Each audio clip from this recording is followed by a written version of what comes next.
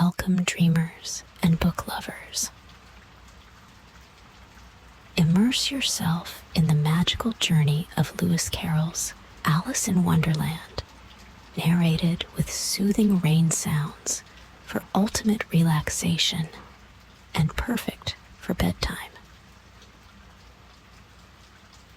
Don't forget to like, subscribe, and hit the notification bell for more enchanting audiobooks with rain sounds. Share your thoughts and favorite moments in the comments below. Now, sit back, relax, and enjoy the adventure. Chapter 1: Down the Rabbit Hole.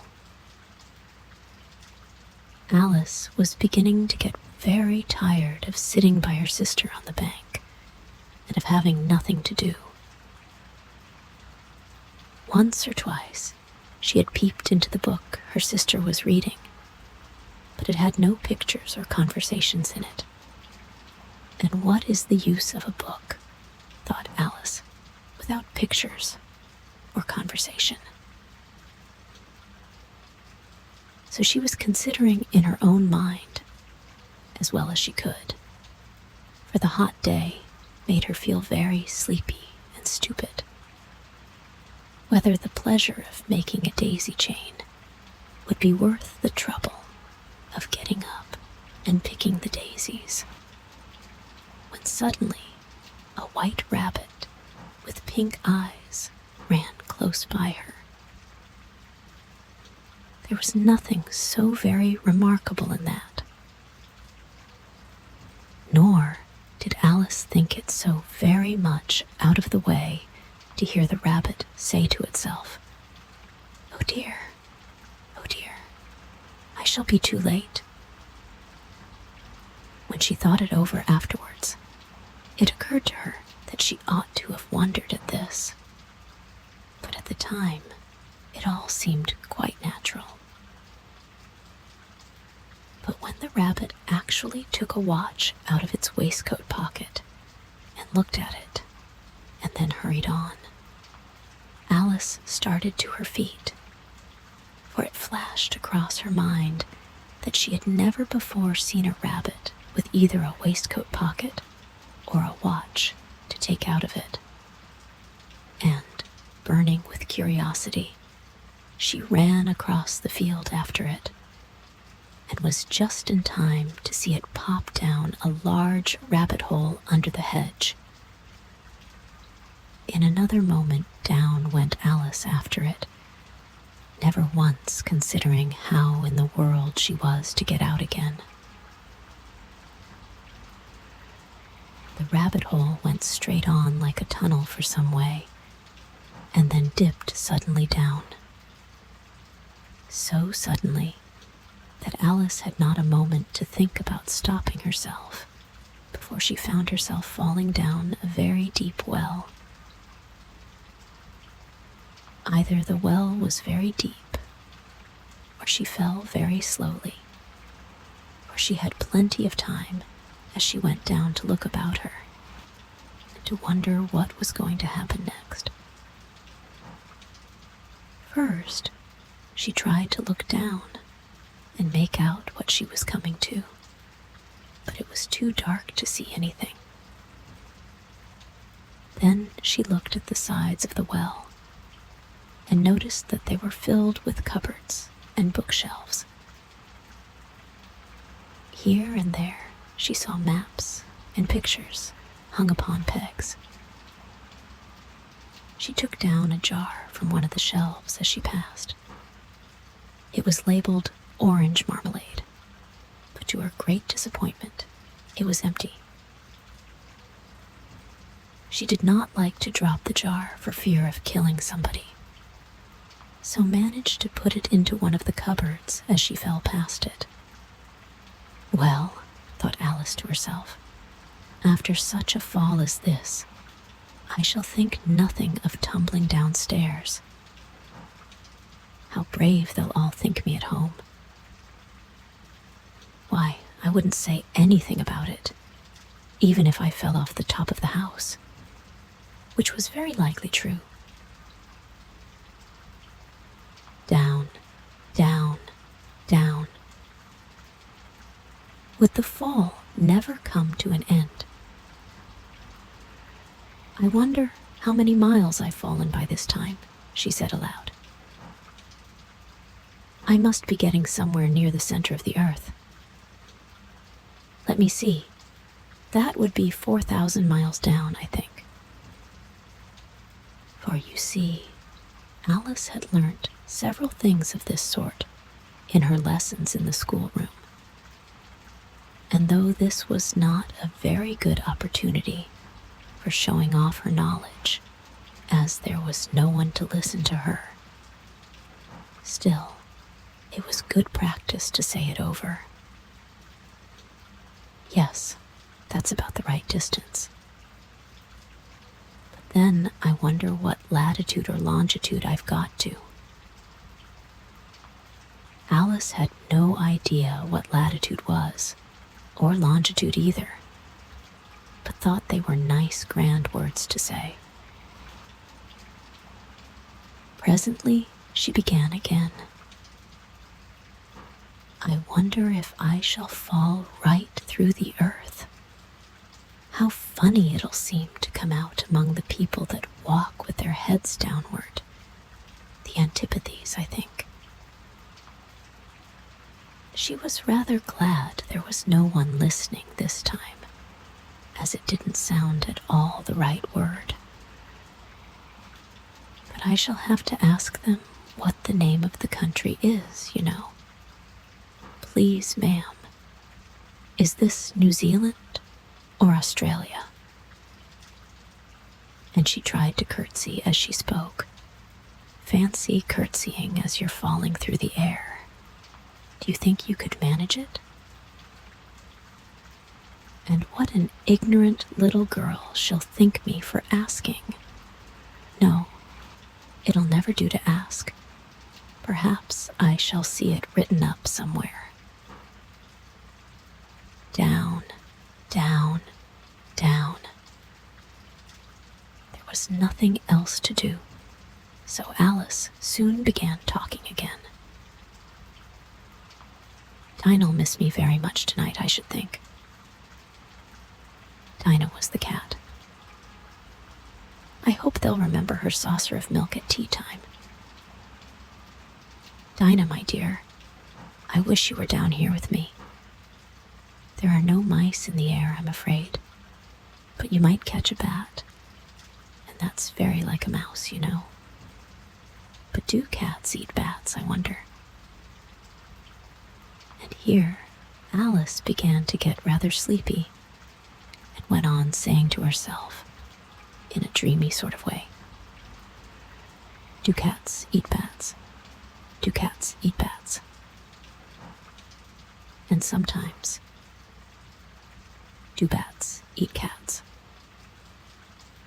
For, you see, as she couldn't answer either question, it didn't much matter which way she put it.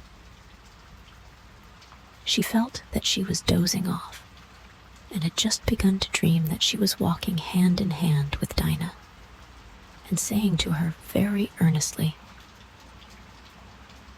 Now, Dinah, tell me the truth. Did you ever eat a bat? When suddenly, down she came upon a heap of sticks and dry leaves, and the fall was over. Alice was not a bit hurt, and she jumped up onto her feet in a moment. She looked up, but it was all dark overhead. Before her was another long passage, and the white rabbit was still in sight, hurrying down it. There was not a moment to be lost. Away went Alice like the wind, and was just in time to hear it say, as it turned a corner, Oh, my ears and whiskers, how late it's getting. She was close behind it when she turned the corner, but the rabbit was no longer to be seen. she found herself in a long, low hall, which was lit up by a row of lamps hanging from the roof. There were doors all round the hall, but they were all locked. And when Alice had been all the way down one side and up the other, trying every door, she walked sadly down the middle, wondering how she was ever to get out again. Suddenly, she came upon a little three-legged table, all made of solid glass. There was nothing on it except a tiny golden key, and Alice's first thought was that it might belong to one of the doors of the hall. But alas, either the locks were too large or the key was too small, but at any rate, it would not open any of them. However, on the second time round, she came upon a low curtain she had not noticed before, and behind it was a little door about 15 inches high. She tried the little golden key in the lock, and to her great delight, it fitted. Alice opened the door and found that it led into a small passage, not much larger than a rat hole. She knelt down and looked along the passage into the loveliest garden you ever saw. How she longed to get out of that dark hall and wander about among those beds of bright flowers and those cool fountains. But she could not even get her head through the doorway. And even if my head would go through, thought poor Alice, it would be of very little use without my shoulders. Oh, how I wish I could shut up like a telescope. I think I could, if I only know how to begin. For, you see, so many out-of-the-way things had happened lately that Alice had begun to think that very few things indeed were really impossible. There seemed to be no use in waiting by the little door. So she went back to the table, half hoping she might find another key on it, or at any rate, a book of rules for shutting people up like telescopes. This time, she found a little bottle on it, which certainly was not here before, said Alice. And round the neck of the bottle was a paper label with the words, "Drink me," beautifully printed on it in large letters. It was all very well to say, "Drink me," but the wise little Alice was not going to do that in a hurry. "No, I'll look first," she said, "and see whether it's marked poison or not." For she had read several nice little histories about children who had got burnt and eaten up by wild beasts and other unpleasant things, all because they would not remember the simple rules their friends had taught them, such as that a red-hot poker will burn you if you hold it too long, and that if you cut your finger very deeply with a knife, it usually bleeds. And she had never forgotten that if you drink much from a bottle marked poison, it is almost certain to disagree with you sooner or later. However, this bottle was not marked poison, so Alice ventured to taste it, and finding it very nice, it had, in fact, a sort of mixed flavor of cherry tart, custard, pineapple, roast turkey, toffee, and hot buttered toast. She very soon finished it off. "What a curious feeling," said Alice. "I must be shutting up like a telescope." And so it was indeed. She was now only 10 inches high, and her face brightened up at the thought that she was now the right size for going through the little door into that lovely garden. First, however, she waited for a few minutes to see if she was going to shrink any further. She felt a little nervous about this.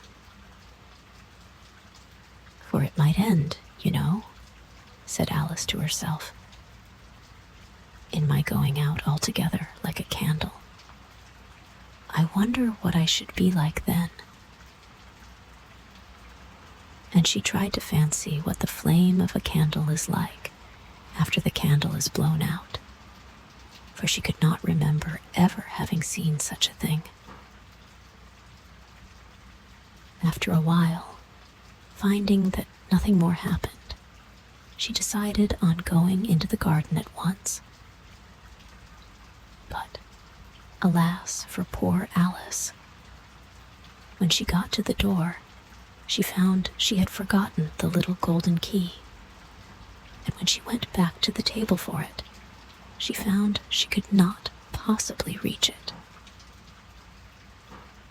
She could see it quite plainly through the glass, and she tried her best to climb up one of the legs of the table, but it was too slippery. And when she had tired herself out with trying, the poor little thing sat down and cried. "Come, there's no use in crying like that," said Alice to herself rather sharply. "I advise you to leave off this minute." She generally gave herself very good advice, though she very seldom followed it. And sometimes she scolded herself so severely as to bring tears into her eyes.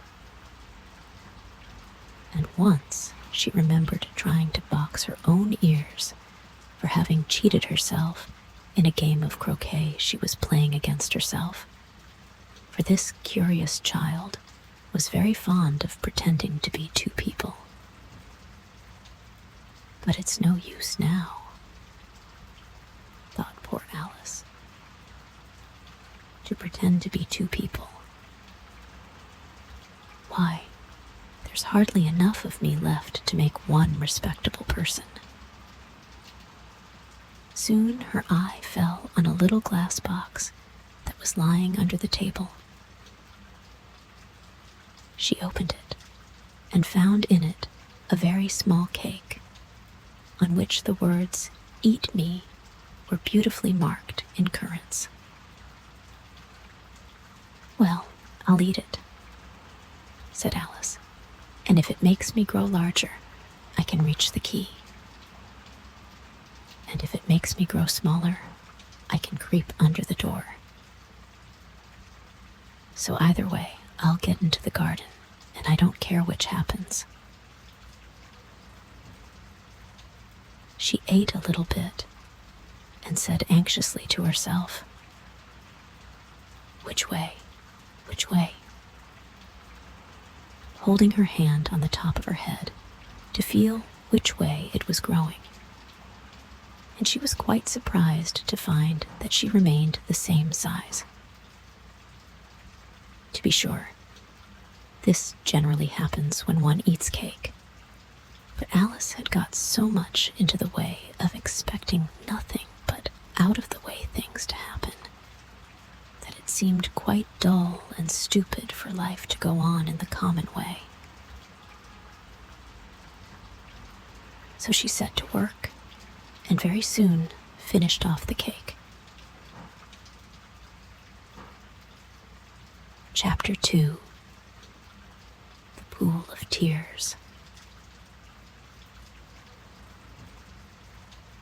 "Curiouser and curiouser," cried Alice.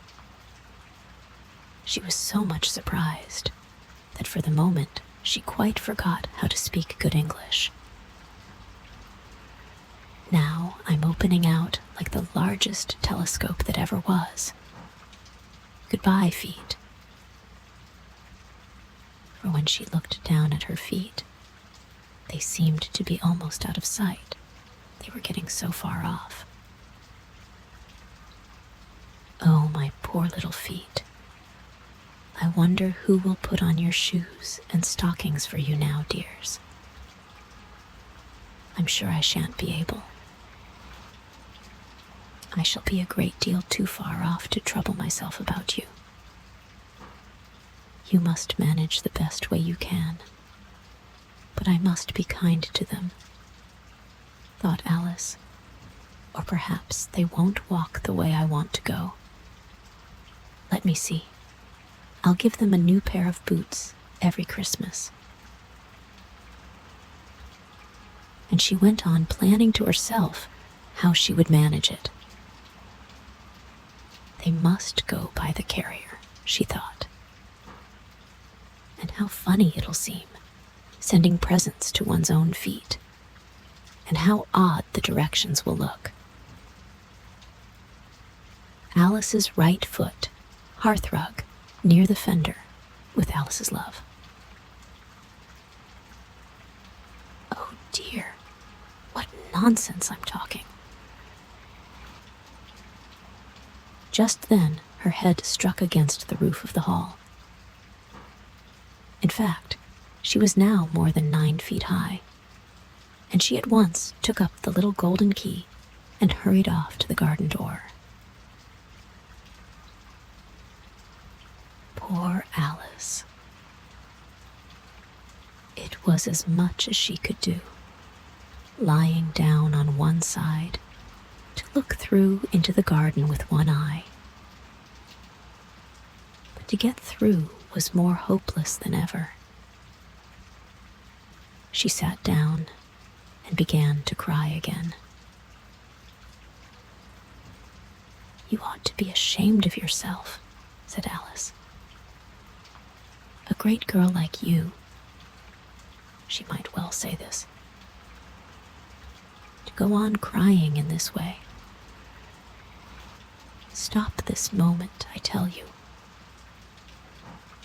But she went on all the same, shedding gallons of tears, until there was a large pool all round her, about 4 inches deep and reaching half down the hall. After a time, she heard a little pattering of feet in the distance, and she hastily dried her eyes to see what was coming. It was the White Rabbit returning, splendidly dressed, with a pair of white kid gloves in one hand and a large fan in the other.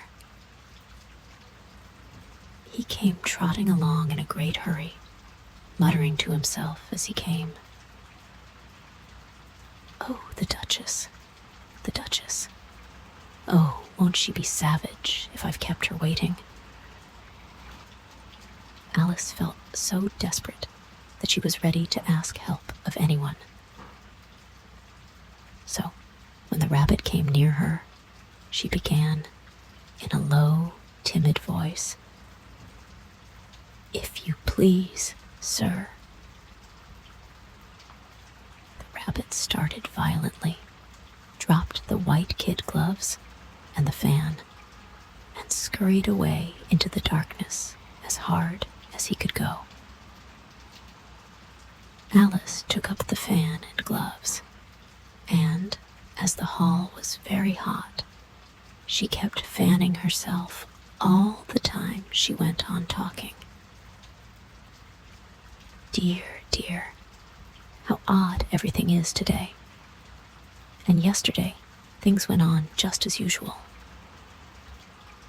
I wonder if I've been changed in the night. Let me think. Was I the same when I got up this morning? I almost think I can remember feeling a little different. But if I'm not the same, the next question is, who in the world am I?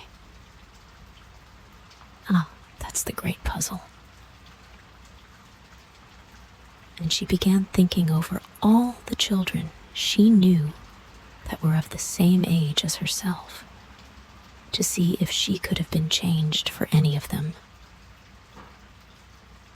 "I'm sure I'm not Ada," she said, "for her hair goes in such long ringlets, and mine doesn't go in ringlets at all. And I'm sure I can't be Mabel, for I know all sorts of things, and oh, she knows such a very little. Besides, she's she, and I'm I, and oh dear, how puzzling it all is. I'll try if I know all the things I used to know. Let me see. 4 times 5 is 12, and 4 times 6 is 13, and 4 times 7 is... Oh dear. I shall never get to 20 at that rate. However, the multiplication table doesn't signify. Let's try geography. London is the capital of Paris, and Paris is the capital of Rome, and Rome... No, that's all wrong, I'm certain. I must have been changed for Mabel. I'll try and say, "How doth the little..." And she crossed her hands on her lap as if she were saying lessons, and began to repeat it. But her voice sounded hoarse and strange, and the words did not come the same as they used to do. "How doth the little crocodile improve his shining tail, and pour the waters of the Nile on every golden scale? How cheerfully he seems to grin, how neatly spread his claws, and welcome little fishes in with gently smiling jaws." "I'm sure those are not the right words," said poor Alice, and her eyes filled with tears again as she went on. "I must be Mabel after all, and I shall have to go and live in that poky little house, and have next to no toys to play with, and oh, ever so many lessons to learn.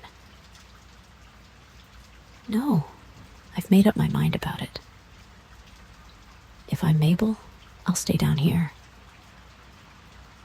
It'll be no use their putting their heads down and saying, 'Come up again, dear.' I shall only look up and say, 'Who am I then?' Tell me that first, and then, if I like being that person, I'll come up. If not, I'll stay down here till I'm somebody else."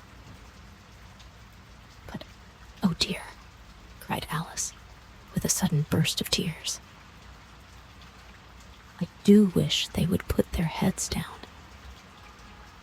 I'm so very tired of being all alone here." As she said this, she looked down at her hands, and was surprised to see that she had put on one of the rabbit's little white kid gloves while she was talking. "How can I have done that?" she thought. "I must be growing small again." She got up and went to the table to measure herself by it, and found that, as nearly as she could guess, she was now about 2 feet high, and was going on shrinking rapidly. She soon found out that the cause of this was the fan she was holding, and she dropped it hastily, just in time to avoid shrinking away altogether. "That was a narrow escape," said Alice, a good deal frightened at the sudden change, but very glad to find herself still in existence. "And now for the garden." And she ran with all speed back to the little door. Alas, the little door was shut again, and the little golden key was lying on the glass table as before. And things are worse than ever, thought the poor child.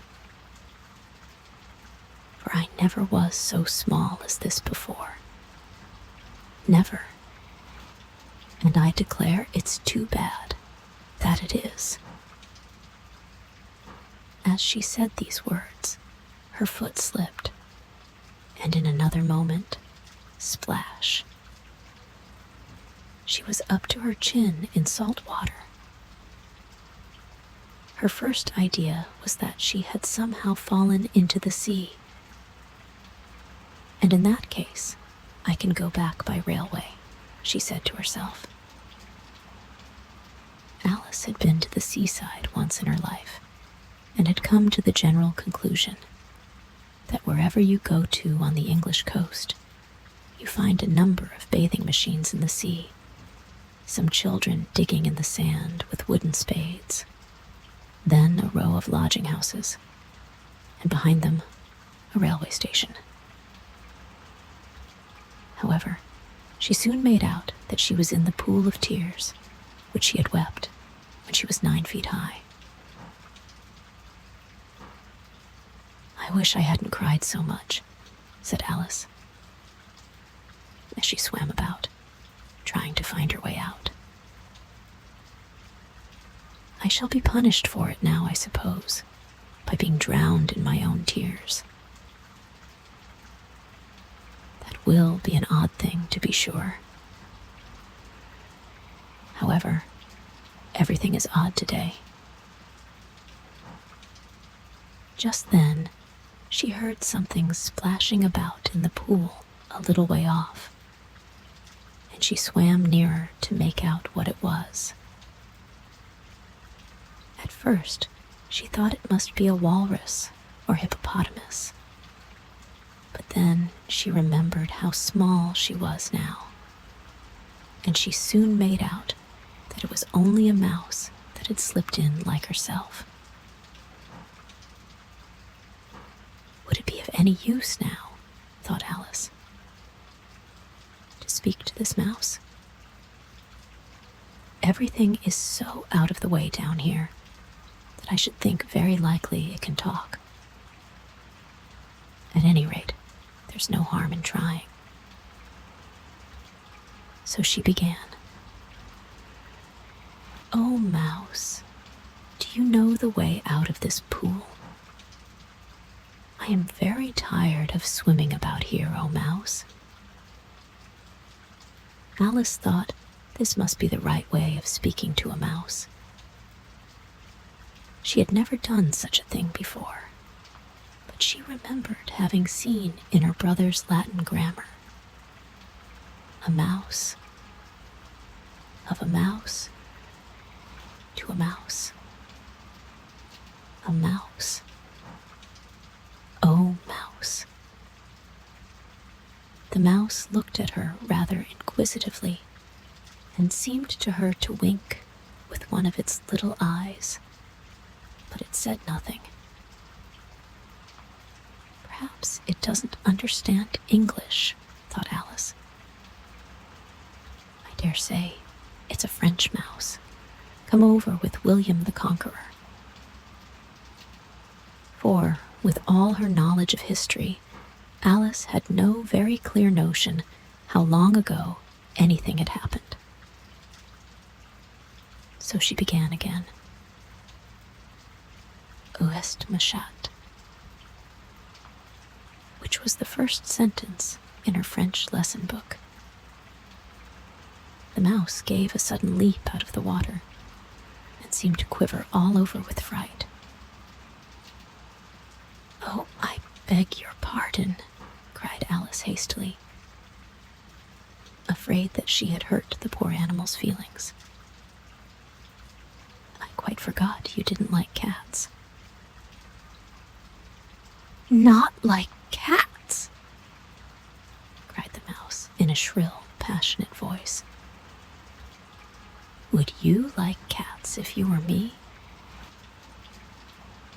Well, perhaps not, said Alice in a soothing tone. "Don't be angry about it. And yet, I wish I could show you our cat, Dinah.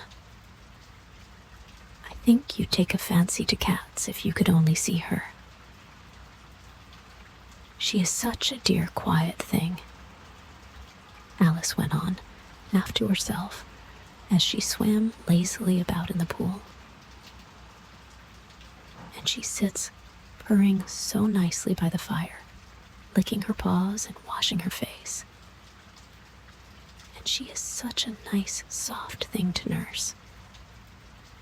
And she's such a capital one for catching mice." "Oh, I beg your pardon," cried Alice again. For this time the mouse was bristling all over, and she felt certain it must be really offended. "We won't talk about her anymore if you'd rather not." "We indeed," cried the mouse, who was trembling down to the end of his tail. "As if I would talk on such a subject. Our family always hated cats. Nasty, low, vulgar things. Don't let me hear the name again." "I won't indeed," said Alice, in a great hurry to change the subject of conversation. Are you fond of dogs?" The mouse did not answer, so Alice went on eagerly. "There is such a nice little dog near our house I should like to show you. A little bright-eyed terrier, you know, with oh such long curly brown hair. And it'll fetch things when you throw them, and it'll sit up and beg for its dinner, and all sorts of things. I can't remember half of them. And it belongs to a farmer, you know. And he says it's so useful. It's worth £100. He says it kills all the rats. And, oh dear," cried Alice in a sorrowful tone. "I'm afraid I've offended it again."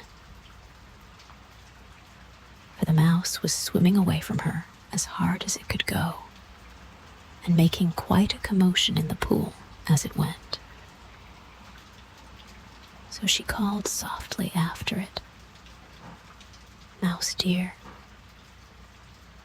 do come back again, and we won't talk about cats or dogs either, if you don't like them." When the mouse heard this, it turned round and swam slowly back to her. Its face was quite pale, with passion, Alice thought, and it said in a low, trembling voice, "Let us get to the shore, and then I'll tell you my history, and you'll understand why it is I hate cats and dogs." It was high time to go, for the pool was getting quite crowded with the birds and animals that had fallen into it. There were a duck and a dodo, a lory and an eaglet, and several other curious creatures. Alice led the way, and the whole party swam to the shore. Chapter 3. A Caucus Race and a Long Tail. They were indeed an odd-looking party that assembled on the bank. The birds with draggled feathers, the animals with their fur clinging close to them, and all dripping wet, cross, and uncomfortable. The first question, of course, was how to get dry again. They had a consultation about this, and after a few minutes, It seemed quite natural to Alice to find herself talking familiarly with them, as if she had known them all her life. Indeed, she had quite a long argument with the Lory, who at last turned sulky and would only say, "I am older than you and must know better." And this Alice would not allow without knowing how old it was. And, as the Lory positively refused to tell its age, there was no more to be said. At last, the mouse, who seemed to be a person of authority among them, called out, "Sit down, all of you, and listen to me. I'll soon make you dry enough." They all sat down at once, in a large ring, with the mouse in the middle. Alice kept her eyes anxiously fixed on it, for she felt sure she would catch a bad cold if she did not get dry very soon.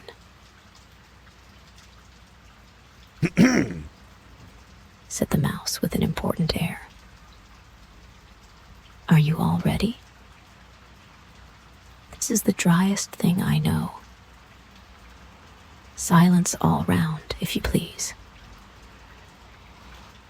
William the Conqueror, whose cause was favored by the Pope, was soon submitted to by the English, who wanted leaders, and had been of late much accustomed to usurpation and conquest. Edwin and Morcar, the Earls of Mercia and Northumbria. "Ah," said the Lory with a shiver. "I beg your pardon," said the mouse, frowning, but very politely. "Did you speak?" "Not I," said the Lory hastily. "I thought you did," said the mouse. "I proceed. Edwin and Morcar, the Earls of Mercia and Northumbria, declared for him, and even Stigand, the patriotic Archbishop of Canterbury, found it advisable." "Found what?" said the duck. "Found it," the mouse replied rather crossly. "Of course, you know what it means." "I know what it means well enough when I find a thing," said the duck. "It's generally a frog or a worm. The question is, what did the Archbishop find?" The mouse did not notice this question, but hurriedly went on. "Found it advisable to go with Edgar Atheling to meet William and offer him the crown. William's conduct at first was moderate, but the insolence of his Normans. How are you getting on now, my dear?" it continued, turning to Alice as it spoke. "As wet as ever," said Alice in a melancholy tone. "It doesn't seem to dry me at all." "In that case," said the dodo solemnly, rising to its feet, "I move that the meeting adjourn for the immediate adoption of more energetic remedies." "Speak English," said the eaglet. "I don't know the meaning of half those long words, and what's more, I don't believe you do either." And the eaglet bent down its head to hide a smile. Some of the other birds tittered audibly. "What I was going to say," said the dodo in an offended tone, "was that the best thing to get us dry would be a caucus race. "What is a caucus race?" said Alice. Not that she wanted much to know, but the dodo had paused, as if it thought that somebody ought to speak, and no one else seemed inclined to say anything. "Why?" said the dodo. "The best way to explain it is to do it. And as you might like to try the thing yourself, some winter day, I will tell you how the dodo managed it. First, it marked out a race course in a sort of circle. The exact shape doesn't matter, it said. And then all the party were placed along the course, here and there. There was no 1, 2, 3, and away. But they began running when they liked, and left off when they liked, so that it was not easy to know when the race was over. However, when they had been running half an hour or so, and were quite dry again, the dodo suddenly called out, "The race is over." And they all crowded round it, panting and asking, "But who has won?" This question the dodo could not answer without a great deal of thought, and it sat for a long time with one finger pressed upon its forehead, the position in which you usually see Shakespeare in the pictures of him, while the rest waited in silence. At last, the dodo said, "Everybody has won, and all must have prizes. But who is to give the prizes?" Quite a chorus of voices asked. "Why, she, of course," said the dodo, pointing to Alice with one finger. And the whole party at once crowded round her, calling out in a confused way, "Prizes! Prizes!" Alice had no idea what to do, and in despair, she put her hand in her pocket and pulled out a box of comfits. Luckily, the salt water had not got into it, and handed them round as prizes. There was exactly one apiece all round. "But she must have a prize herself, you know," said the mouse. "Of course," the dodo replied very gravely. "What else have you got in your pocket?" he went on, turning to Alice. "Only a thimble," said Alice sadly. "Hand it over here," said the dodo. Then they all crowded round her once more, while the dodo solemnly presented the thimble, saying, "We beg your acceptance of this elegant thimble." And when it had finished this short speech, they all cheered. Alice thought the whole thing very absurd, but they all looked so grave that she did not dare to laugh. And as she could not think of anything to say, she simply bowed and took the thimble, looking as solemn as she could. The next thing was to eat the comfits. This caused some noise and confusion, as the large birds complained that they could not taste theirs, and the small ones choked and had to be patted on the back. However, it was over at last, and they sat down again in a ring and begged the mouse to tell them something more. "You promised to tell me your history, you know," said Alice, "and why it is you hate C and D," she added in a whisper, half afraid that it would be offended again. "Mine is a long and a sad tale," said the mouse, turning to Alice and sighing. "It is a long tale, certainly," said Alice, looking down with wonder at the mouse's tail. "But why do you call it sad?" And she kept on puzzling about it while the mouse was speaking, so that her idea of the tale was something like this.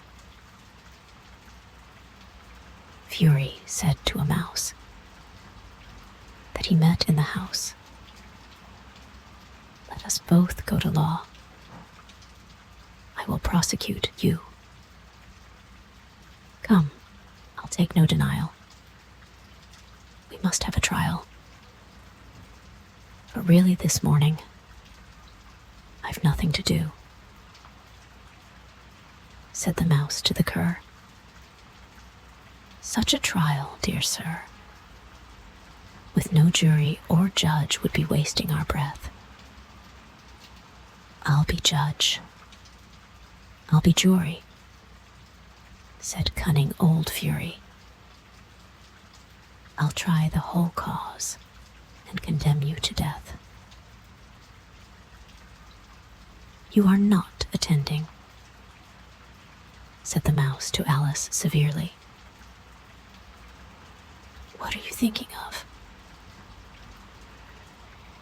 "I beg your pardon," said Alice very humbly. "You had got to the fifth bend, I think." "I had not," cried the mouse, sharply and very angrily. "A not," said Alice, always ready to make herself useful and looking anxiously about her. "Oh, do let me help to undo it."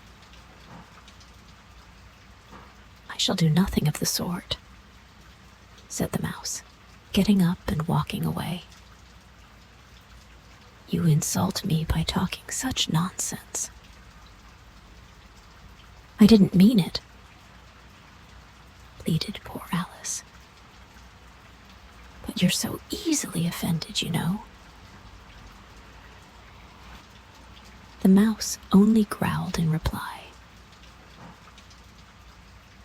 "Please come back and finish your story," Alice called after it, and the others all joined in chorus.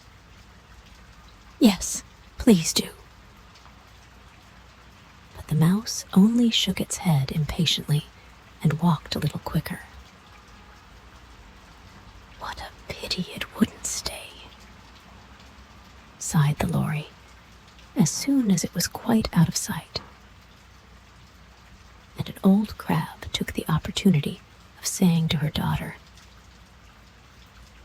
"Ah, my dear, let this be a lesson to you never to lose your temper.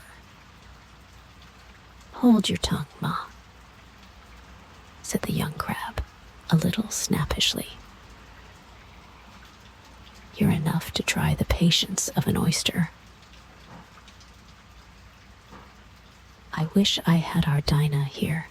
I know I do," said Alice aloud, addressing nobody in particular. "She'd soon fetch it back." "And who is Dinah, if I might venture to ask the question?" said the Lory. Alice replied eagerly, for she was always ready to talk about her pet. "Dinah's our cat, And she's such a capital one for catching mice you can't think. And oh, I wish you could see her after the birds. Why, she'll eat a little bird as soon as look at it. This speech caused a remarkable sensation among the party. Some of the birds hurried off at once. One old magpie began wrapping itself up very carefully, remarking, "I really must be getting home. The night air doesn't suit my throat." And a canary called out in a trembling voice to its children, "Come away, my dears. It's high time you were all in bed." On various pretexts, they all moved off, and Alice was soon left alone. "I wish I hadn't mentioned Dinah," she said to herself in a melancholy tone. "Nobody seems to like her down here, and I'm sure she's the best cat in the world. Oh, my dear Dinah, I wonder if I shall ever see you anymore." And here poor Alice began to cry again, for she felt very lonely and low-spirited. In a little while, however, she again heard a little pattering of footsteps in the distance, and she looked up eagerly, half hoping that the mouse had changed his mind and was coming back to finish his story. Chapter 4. The Rabbit Sends in a Little Bill. It was the White Rabbit, trotting slowly back again, and looking anxiously about as it went, as if it had lost something. And she heard it muttering to itself, "The Duchess, the Duchess. Oh, my dear paws. Oh, my fur and whiskers. She'll get me executed, as sure as ferrets are ferrets. Where can I have dropped them, I wonder?" Alice guessed in a moment that it was looking for the fan and the pair of white kid gloves, and she very good-naturedly began hunting about for them. But they were nowhere to be seen. Everything seemed to have changed since her swim in the pool, and the great hall, with the glass table and the little door, had vanished completely. Very soon the rabbit noticed Alice as she went hunting about, and called out to her in an angry tone, "Why, Mary Ann, what are you doing out here? Run home this moment and fetch me a pair of gloves and a fan. Quick now." And Alice was so much frightened that she ran off at once in the direction it pointed to, without trying to explain the mistake it had made. "He took me for his housemaid," she said to herself as she ran. "How surprised he'll be when he finds out who I am. But I'd better take him his fan and gloves. That is, if I can find them." And as she said this, she came upon a neat little house, on the door of which was a bright brass plate with the name W.W. Rabbit engraved upon it. She went in without knocking, and hurried upstairs, in great fear lest she should meet the real Mary Ann, and be turned out of the house before she had found the fan and gloves. "How odd it seems," Alice said to herself, "to be going messages for a rabbit. I suppose Dinah'll be sending me on messages next. And she began fancying the sort of thing that would happen. Miss Alice, come here directly and get ready for your walk. Coming in a minute, nurse. But I've got to see that the mouse doesn't get out. Only I don't think, Alice went on, that they'd let Dinah stop in the house if it began ordering people about like that. By this time, she had found her way into a tidy little room with a table in the window, and on it, as she had hoped, a fan and 2 or 3 pairs of tiny white kid gloves. She took up the fan and a pair of the gloves and was just going to leave the room when her eye fell upon a little bottle that stood near the looking glass. There was no label this time with the words, "Drink me." But nevertheless, she uncorked it and put it to her lips. "I know something interesting is sure to happen," she said to herself, "whenever I eat or drink anything. So I'll just see what this bottle does. I do hope it'll make me grow large again. For really, I'm quite tired of being such a tiny little thing." It did so indeed, and much sooner than she had expected. Before she had drunk half the bottle, she found her head pressing against the ceiling and had to stoop to save her neck from being broken. She hastily put down the bottle, saying to herself, "That's quite enough. I hope I shan't grow any more. As it is, I can't get out at the door. I do wish I hadn't drunk quite so much." Alas, it was too late to wish that. She went on growing and growing, and very soon had to kneel down on the floor. In another minute, there was not even room for this, and she tried the effect of lying down with one elbow against the door and the other arm curled round her head. Still, she went on growing. As a last resource, she put one arm out of the window and one foot up the chimney and said to herself, "Now I can do no more, whatever happens. What will become of me?" Luckily for Alice, the little magic bottle had now had its full effect, and she grew no larger. Still, it was very uncomfortable, and as there seemed to be no sort of chance of her ever getting out of the room again, no wonder she felt unhappy.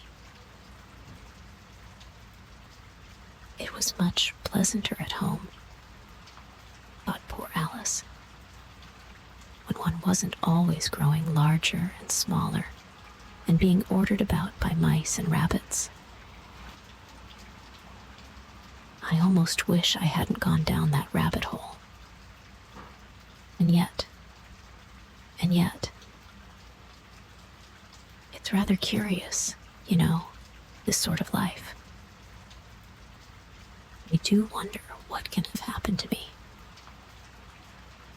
When I used to read fairy tales, I fancied that kind of thing never happened. And now, here I am, in the middle of one. There ought to be a book written about me. There ought. And when I grow up, I'll write one. But I'm grown up now, she added in a sorrowful tone. At least, there's no room to grow up anymore here. But then, thought Alice, shall I never get any older than I am now? That'll be a comfort one way, never to be an old woman. But then, always to have lessons to learn. Oh, I shouldn't like that. Oh, you foolish Alice, she answered herself. How can you learn lessons in here? Why, there's hardly room for you, and no room at all for any lesson books. And so she went on, taking first one side and then the other, and making quite a conversation of it altogether. But after a few minutes, she heard a voice outside and stopped to listen. "Mary Ann, Mary Ann," said the voice. "Fetch me my gloves this moment." Then came a little pattering of feet on the stairs. Alice knew it was the rabbit coming to look for her, and she trembled till she shook the house, quite forgetting that she was now about 1,000 times as large as the rabbit, and had no reason to be afraid of it. Presently, the rabbit came up to the door and tried to open it. But as the door opened inwards, and Alice's elbow was pressed hard against it, that attempt proved a failure. Alice heard it say to itself, "Then I'll go round and get in at the window." "That you won't," thought Alice, and after waiting till she fancied she heard the rabbit just under the window, she suddenly spread out her hand and made a snatch in the air. She did not get hold of anything, but she heard a little shriek and a fall, and a crash of broken glass, from which she concluded that it was just possible it had fallen into a cucumber frame, or something of the sort. Next came an angry voice. The rabbit's. "Pat, Pat, where are you?" And then a voice she had never heard before. "Sure then, I'm here.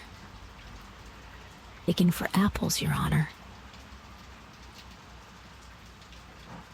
"Digging for apples, indeed," said the rabbit angrily. "Here, come and help me out of this." Sounds of more broken glass. "Now tell me, Pat, what's that in the window?" "Sure, it's an arm, Your Honor," he pronounced at Aram. "An arm, you goose. Whoever saw one that size? Why, it fills the whole window." "Sure it does, Your Honor. But it's an arm for all that." "Well, it's got no business there at any rate. Go and take it away." There was a long silence after this, and Alice could only hear whispers now and then, such as, "Sure, I don't like it, Your Honor, at all, at all." "Do as I tell you, you coward." And at last she spread out her hand again and made another snatch in the air. This time there were 2 little shrieks and more sounds of broken glass. What a number of cucumber frames there must be, thought Alice. I wonder what they'll do next. As for pulling me out of the window, I only wish they could. I'm sure I don't want to stay in here any longer. She waited for some time without hearing anything more. At last came a rumbling of little cartwheels and the sound of a good many voices, all talking together. She made out the words. Where's the other ladder? Why, I hadn't to bring but one. Bill's got the other. Bill. Fetch it here, lad. Here, put him up at this corner. No, tie him together first. They don't reach half high enough yet. Oh, they'll do well enough. Don't be particular. Here, Bill. Catch hold of this rope. Will the roof bear? Mind that loose slate. Oh, it's coming down. Heads below. A loud crash. Now, who did that? It was Bill, I fancy. Who's to go down the chimney? Nay, I shan't.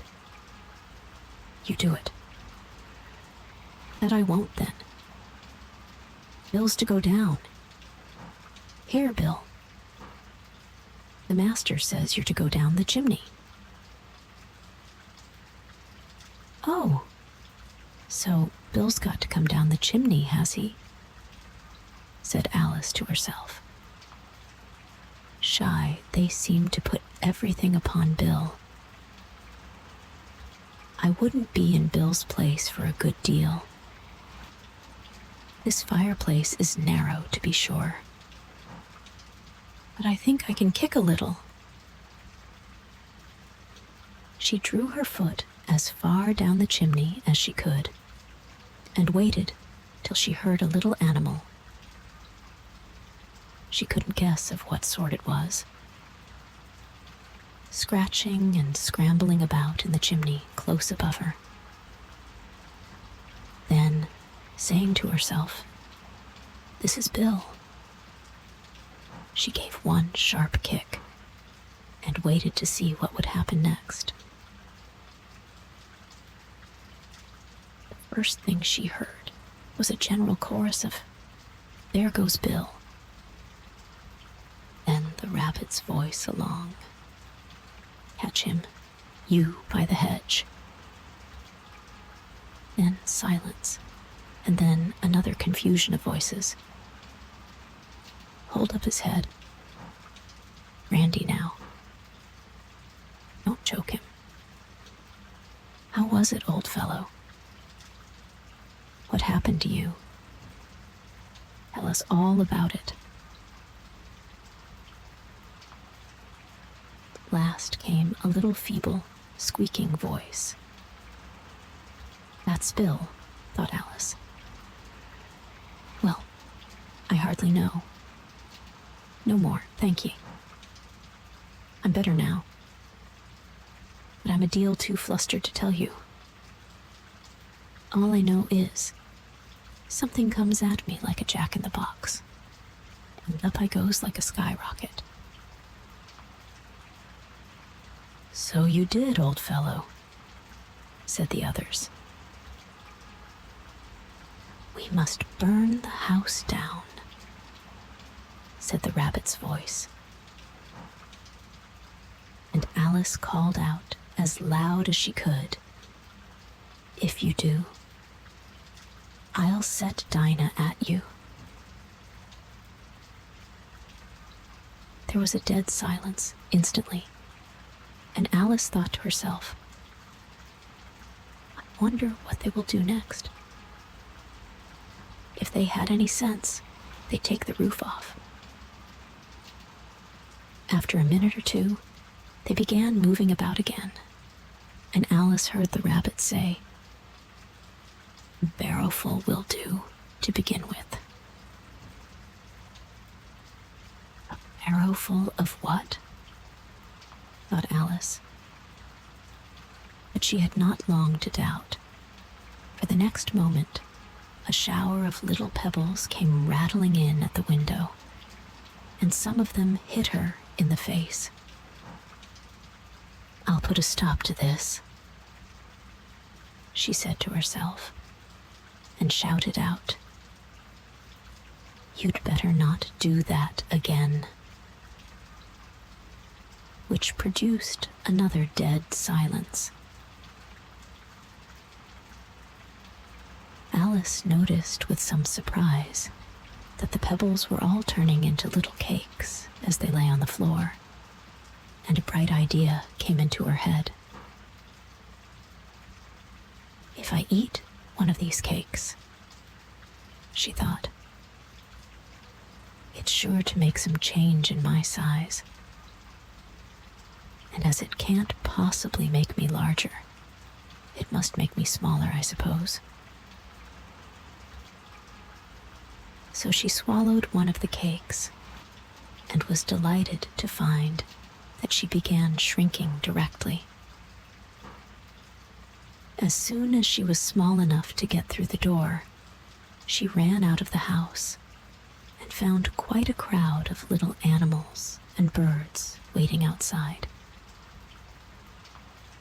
The poor little lizard, Bill, was in the middle, being held up by 2 guinea pigs, who were giving it something out of a bottle. They all made a rush at Alice the moment she appeared, but she ran off as hard as she could and soon found herself safe in a thick wood.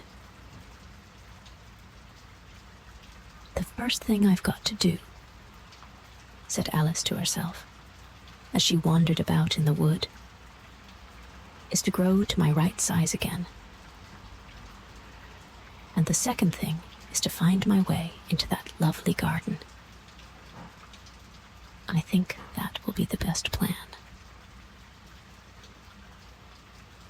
It sounded an excellent plan, no doubt, and very neatly and simply arranged.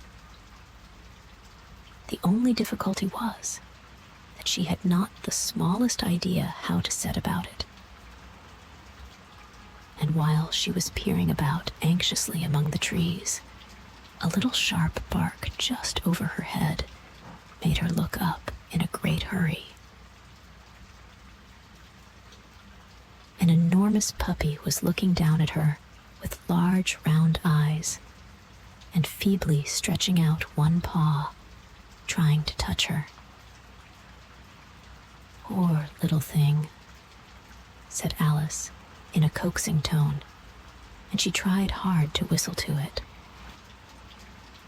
But she was terribly frightened all the time at the thought that it might be hungry, in which case it would be very likely to eat her up, in spite of all her coaxing.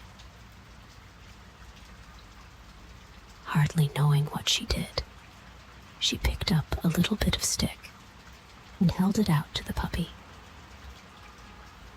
whereupon the puppy jumped into the air off all its feet at once, with a yelp of delight, and rushed at the stick and made believe to worry it. Then Alice dodged behind a great thistle to keep herself from being run over. And the moment she appeared on the other side, the puppy made another rush at the stick and tumbled head over heels in its hurry to get hold of it. Then Alice, thinking it was very like having a game of play with a cart horse, and expecting every moment to be trampled under its feet, ran round the thistle again. Then the puppy began a series of short charges at the stick, running a very little way forwards each time and a long way back, and barking hoarsely all the while. till at last it sat down a good way off, panting, with its tongue hanging out of its mouth and its great eyes half shut. This seemed to Alice a good opportunity for making her escape. So she set off at once and ran till she was quite tired and out of breath, until the puppy's bark sounded quite faint in the distance. And yet, what a dear little puppy it was, said Alice, as she leant against a buttercup to rest herself, and fanned herself with one of the leaves. I should have liked teaching it tricks very much if I'd only been the right size to do it. Oh dear. I'd nearly forgotten that I've got to grow up again. Let me see. How is it to be managed? I suppose I ought to eat or drink something or other. The great question is, what? The great question certainly was, what? Alice looked all round her at the flowers and the blades of grass, but she did not see anything that looked like the right thing to eat or drink under the circumstances. There was a large mushroom growing near her, about the same height as herself. And when she had looked under it, and on both sides of it, and behind it, it occurred to her that she might as well look and see what was on the top of it. She stretched herself up on tiptoe and peeped over the edge of the mushroom, and her eyes immediately met those of a large caterpillar that was sitting on the top with its arms folded, quietly smoking a long hookah, and taking not the smallest notice of her or of anything else. Chapter 5. Advice from a Caterpillar.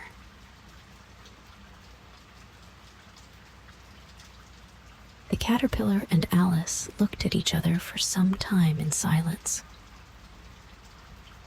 At last, the caterpillar took the hookah out of its mouth and addressed her in a languid, sleepy voice. "Who are you?" said the caterpillar. This was not an encouraging opening for a conversation. Alice replied, rather shyly, I hardly know, sir, just at present.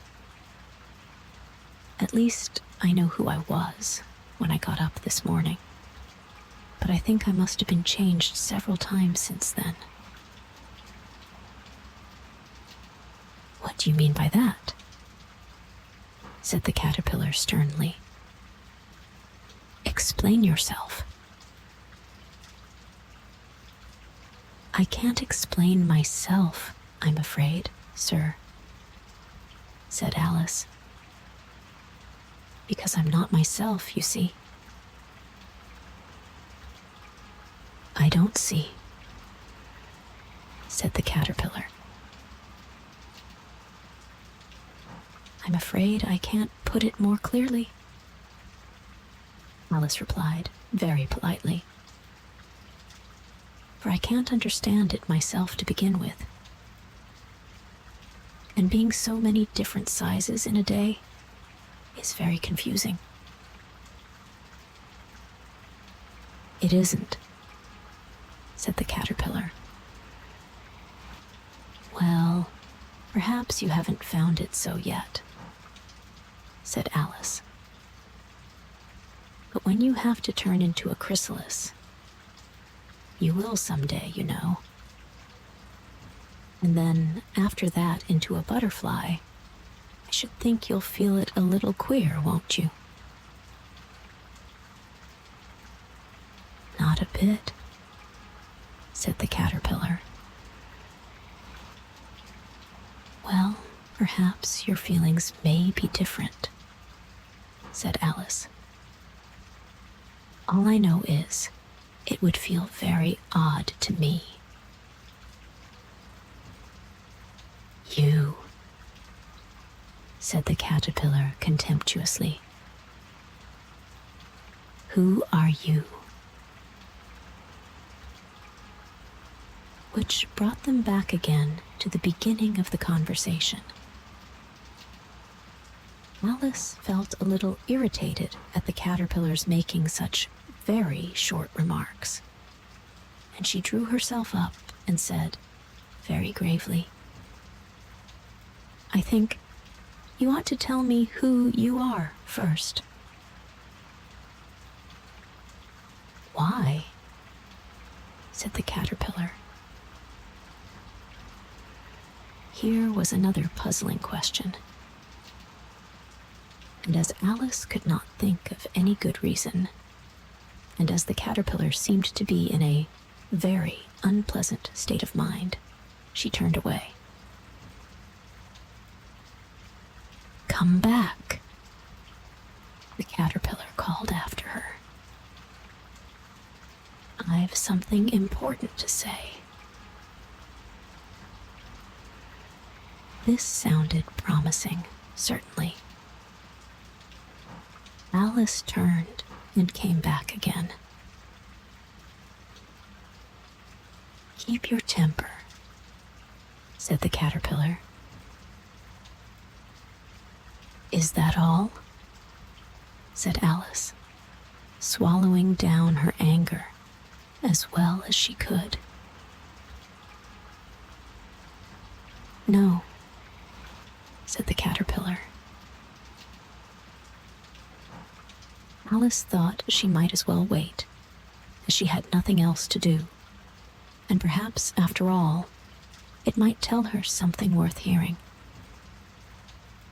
For some minutes, it puffed away without speaking, but at last, it unfolded its arms, took the hookah out of its mouth again, and said, So you think you're changed, do you? I'm afraid I am, sir, said Alice. I can't remember things as I used, and I don't keep the same size for 10 minutes together. Can't remember what things, said the caterpillar. Well, I've tried to say, how doth the little busy bee? But it all came different. Alice replied in a very melancholy voice. Repeat. You are old, Father William, said the caterpillar. Alice folded her hands and began. You are old, Father William, the young man said, and your hair has become very white. And yet, you incessantly stand on your head. Do you think, at your age, it is right? In my youth, Father William replied to his son, I feared it might injure the brain. But now that I'm perfectly sure I have none, why, I do it again and again. You are old, said the youth, as I mentioned before, and have grown most uncommonly fat. Yet you turned a back somersault in at the door. Pray, what is the reason of that?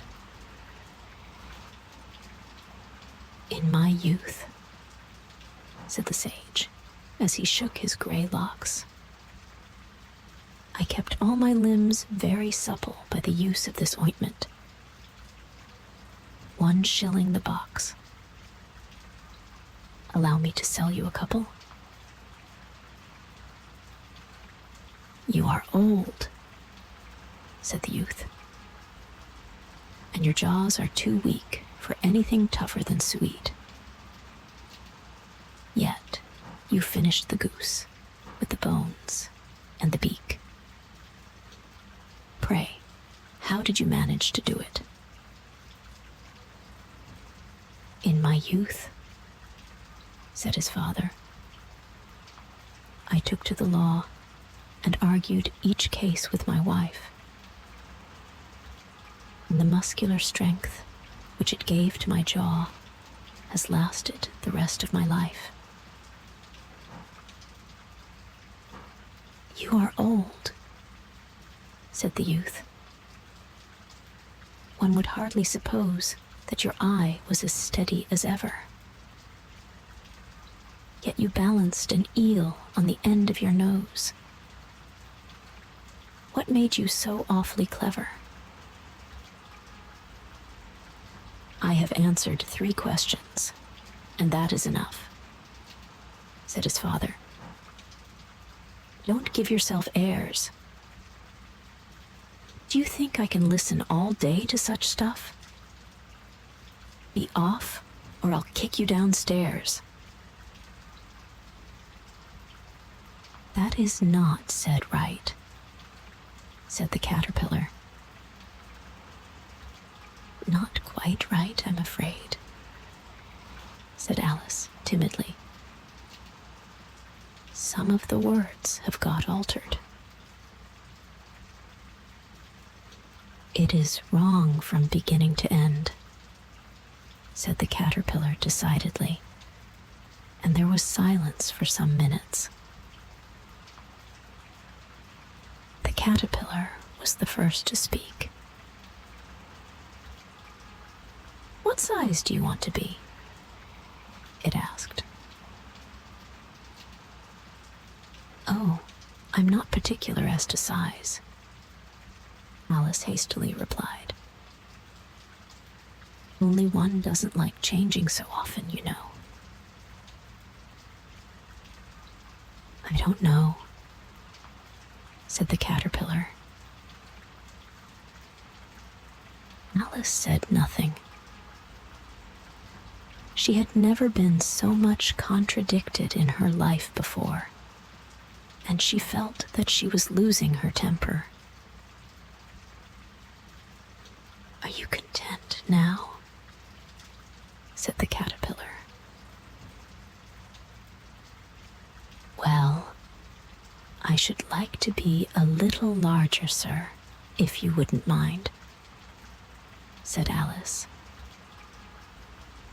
3 inches is such a wretched height to be.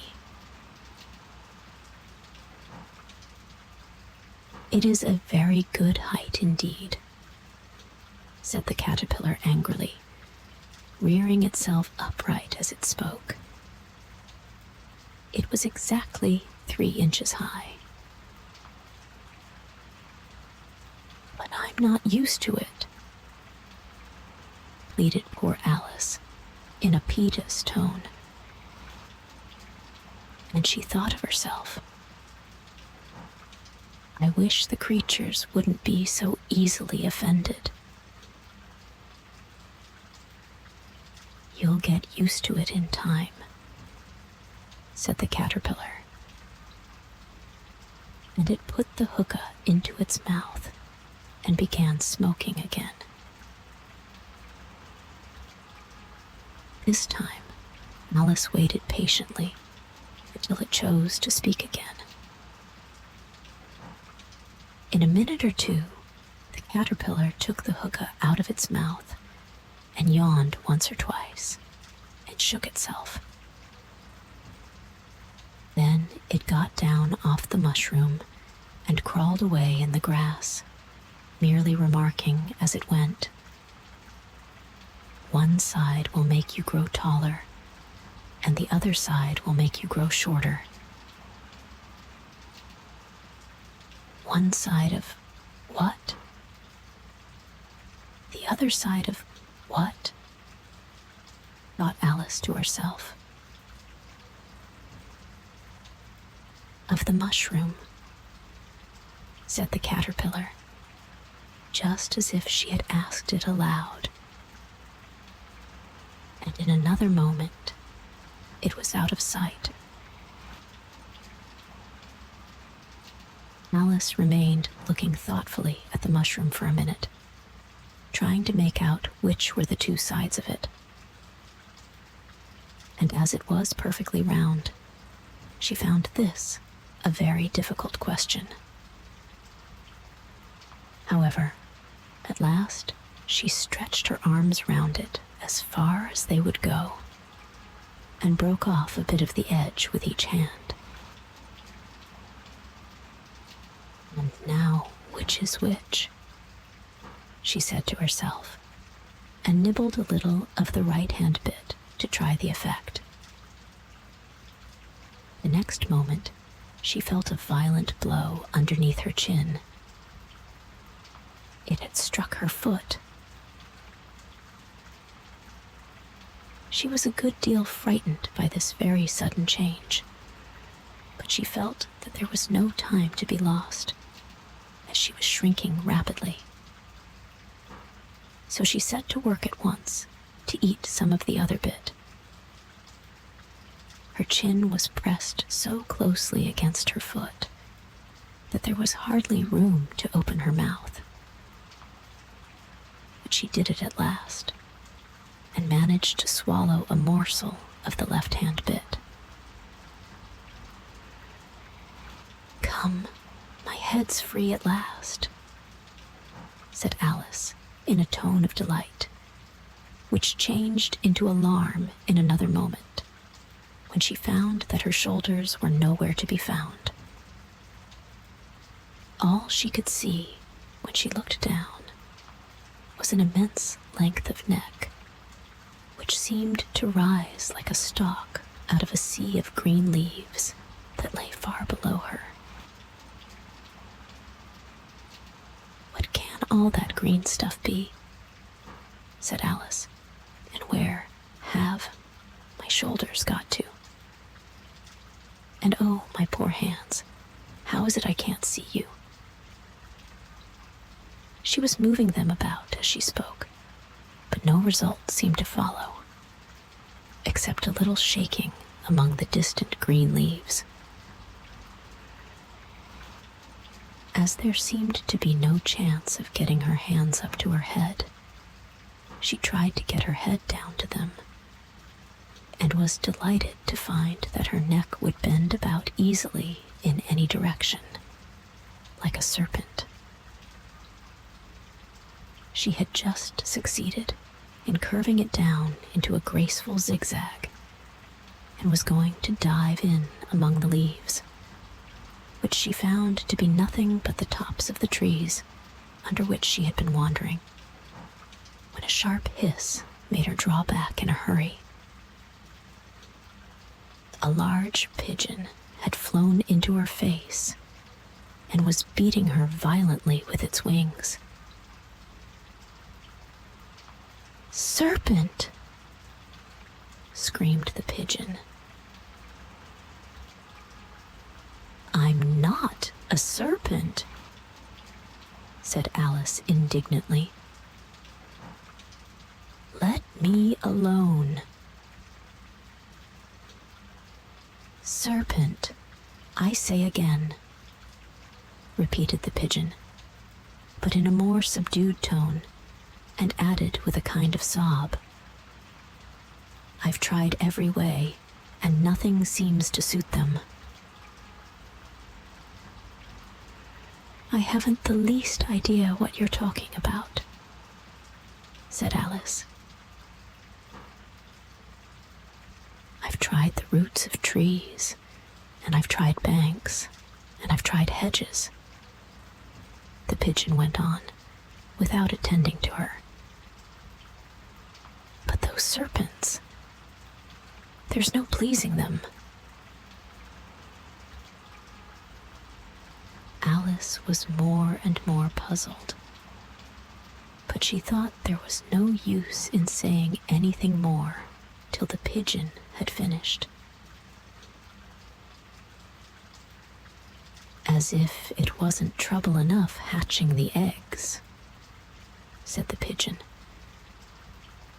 "But I must be on the lookout for serpents night and day. Why, I haven't had a wink of sleep these 3 weeks. "I'm very sorry you've been annoyed," said Alice, who was beginning to see its meaning. "And just as I'd taken the highest tree in the wood," continued the pigeon, raising its voice to a shriek, "and just as I was thinking I should be free of them at last, they must needs come wriggling down from the sky. Oh, serpent." "But I'm not a serpent, I tell you," said Alice. I'm a... "Well, what are you?" said the pigeon. "I can see you're trying to invent something." I'm a little girl," said Alice, rather doubtfully, as she remembered the number of changes she had gone through that day. "A likely story, indeed," said the pigeon, in a tone of the deepest contempt. "I've seen a good many little girls in my time, but never one with such a neck as that. No, you're a serpent, and there's no use denying it. I suppose you'll be telling me next that you never tasted an egg." "I have tasted eggs, certainly," said Alice, who was a very truthful child. "But little girls eat eggs quite as much as serpents do, you know." "I don't believe it," said the pigeon. "But if they do, why then they're a kind of serpent. That's all I can say." This was such a new idea to Alice that she was quite silent for a minute or two, which gave the pigeon the opportunity of adding, "You're looking for eggs. I know that well enough. And what does it matter to me whether you're a little girl or a serpent?" "It matters a good deal to me," said Alice hastily. "But I'm not looking for eggs, as it happens. And if I was, I shouldn't want yours. I don't like them raw." "Well, be off then," said the pigeon in a sulky tone, as it settled down again into its nest. Alice crouched down among the trees as well as she could, for her neck kept getting entangled among the branches, and every now and then she had to stop and untwist it. After a while, she remembered that she still held the pieces of mushroom in her hands, and she set to work very carefully, nibbling first at one and then at the other, and growing sometimes taller and sometimes shorter, until she had succeeded in bringing herself down to her usual height. It was so long since she had been anything near the right size that it felt quite strange at first. But she got used to it in a few minutes and began talking to herself, as usual. come. There's half my plan done now. How puzzling all these changes are. I'm never sure what I'm going to be from one minute to another. However, I've got back to my right size. The next thing is to get into that beautiful garden. How is that to be done, I wonder? As she said this, she came suddenly upon an open place with a little house in it about 4 feet high. Whoever lives there, thought Alice, it'll never do to come upon them this size. Why, I should frighten them out of their wits. So she began nibbling at the right-hand bit again, and did not venture to go near the house till she had brought herself down to 9 inches high. Chapter 6. Pig and Pepper.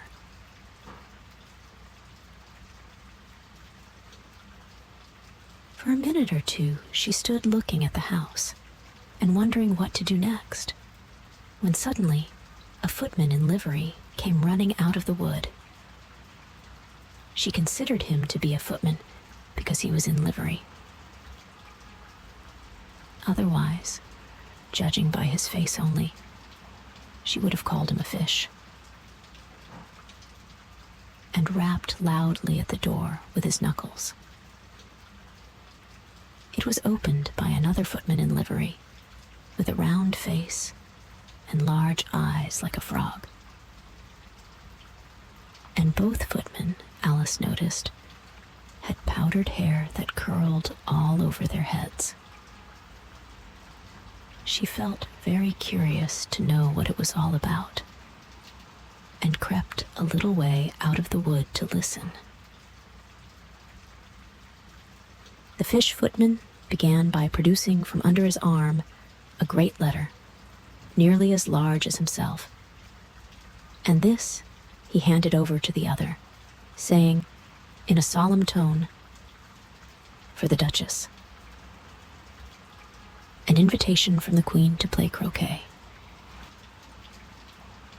The frog footman repeated, in the same solemn tone, only changing the order of the words a little. "From the Queen. An invitation for the Duchess to play croquet." Then they both bowed low, and their curls got entangled together. Alice laughed so much at this that she had to run back into the wood for fear of their hearing her.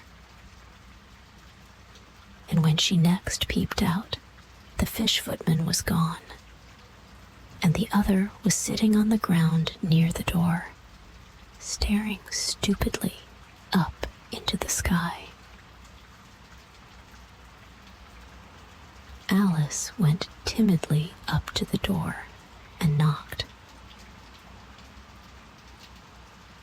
"There's no sort of use in knocking," said the footman, "and that for 2 reasons. First, because I'm on the same side of the door as you are. Secondly, because they're making such a noise inside, no one could possibly hear you. And certainly, there was a most extraordinary noise going on within. A constant howling and sneezing, and every now and then a great crash, as if a dish or kettle had been broken to pieces.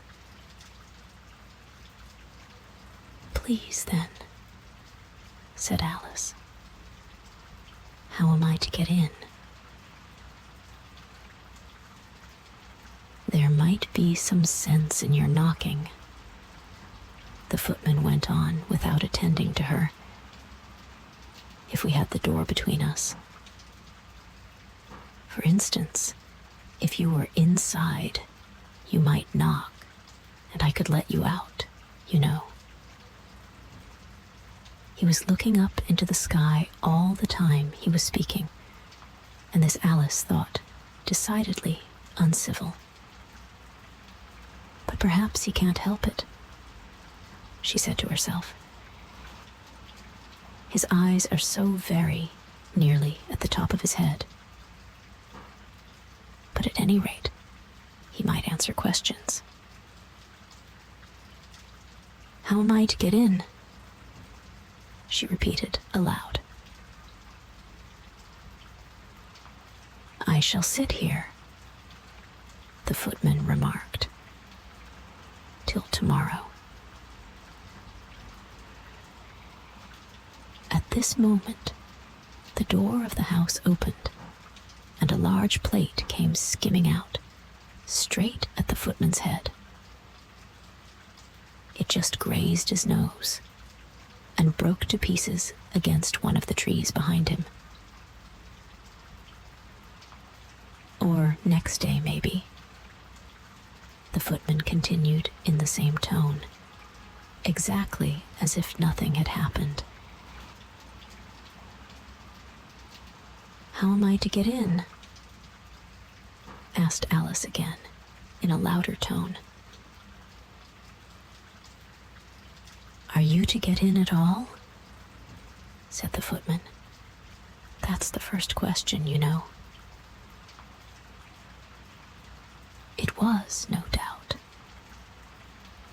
Only Alice did not like to be told so. It's really dreadful, she muttered to herself. The way all the creatures argue. It's enough to drive one crazy. The footman seemed to think this a good opportunity for repeating his remark, with variations. I shall sit here, he said, on and off, for days and days. But what am I to do? Said Alice. Anything you like, said the footman, and began whistling. Oh, there's no use in talking to him, said Alice desperately. He's perfectly idiotic. And she opened the door and went in. The door led right into a large kitchen, which was full of smoke from one end to the other. The Duchess was sitting on a three-legged stool in the middle, nursing a baby. The cook was leaning over the fire, stirring a large cauldron, which seemed to be full of soup. There's certainly too much pepper in that soup, Alice said to herself, as well as she could for sneezing. There was certainly too much of it in the air. Even the Duchess sneezed occasionally. And as for the baby, it was sneezing and howling alternately, without a moment's pause. The only things in the kitchen that did not sneeze were the cook and a large cat, which was sitting on the hearth and grinning from ear to ear. Please, would you tell me, said Alice, a little timidly, for she was not quite sure whether it was good manners for her to speak first. Why your cat grins like that? It's a Cheshire cat, said the Duchess. And that's why. Pig. She said the last word with such sudden violence that Alice quite jumped. But she saw in another moment that it was addressed to the baby and not to her. So she took courage then went on again. I didn't know that Cheshire cats always grinned. In fact, I didn't know that cats could grin. They all can, said the Duchess, and most of them do. I don't know of any that do, Alice said very politely, feeling quite pleased to have got into a conversation. You don't know much, said the Duchess, and that's a fact. Alice did not at all like the tone of this remark, and thought it would be as well to introduce some other subject of conversation. While she was trying to fix on one, the cook took the cauldron of soup off the fire, and at once set to work throwing everything within her reach at the Duchess and the baby. The fire irons came first. Then followed a shower of saucepans, plates, and dishes. The Duchess took no notice of them, even when they hit her. And the baby was howling so much already that it was quite impossible to say whether the blows hurt it or not. "Oh, please mind what you're doing," cried Alice, jumping up and down in an agony of terror. Oh, there goes his precious nose. As an unusually large saucepan flew close by it, and very nearly carried it off. If everybody minded their own business, the Duchess said in a hoarse growl, the world would go round a deal faster than it does. Which would not be an advantage, said Alice, who felt very glad to get an opportunity of showing off a little of her knowledge. Just think of what work it would make with the day and night. You see, the Earth takes 24 hours to turn round on its axis. Talking of axes, said the Duchess, chop off her head. Alice glanced rather anxiously at the cook to see if she meant to take the hint. But the cook was busily stirring the soup and seemed not to be listening, so she went on again. 24 hours, I think. Or is it 12?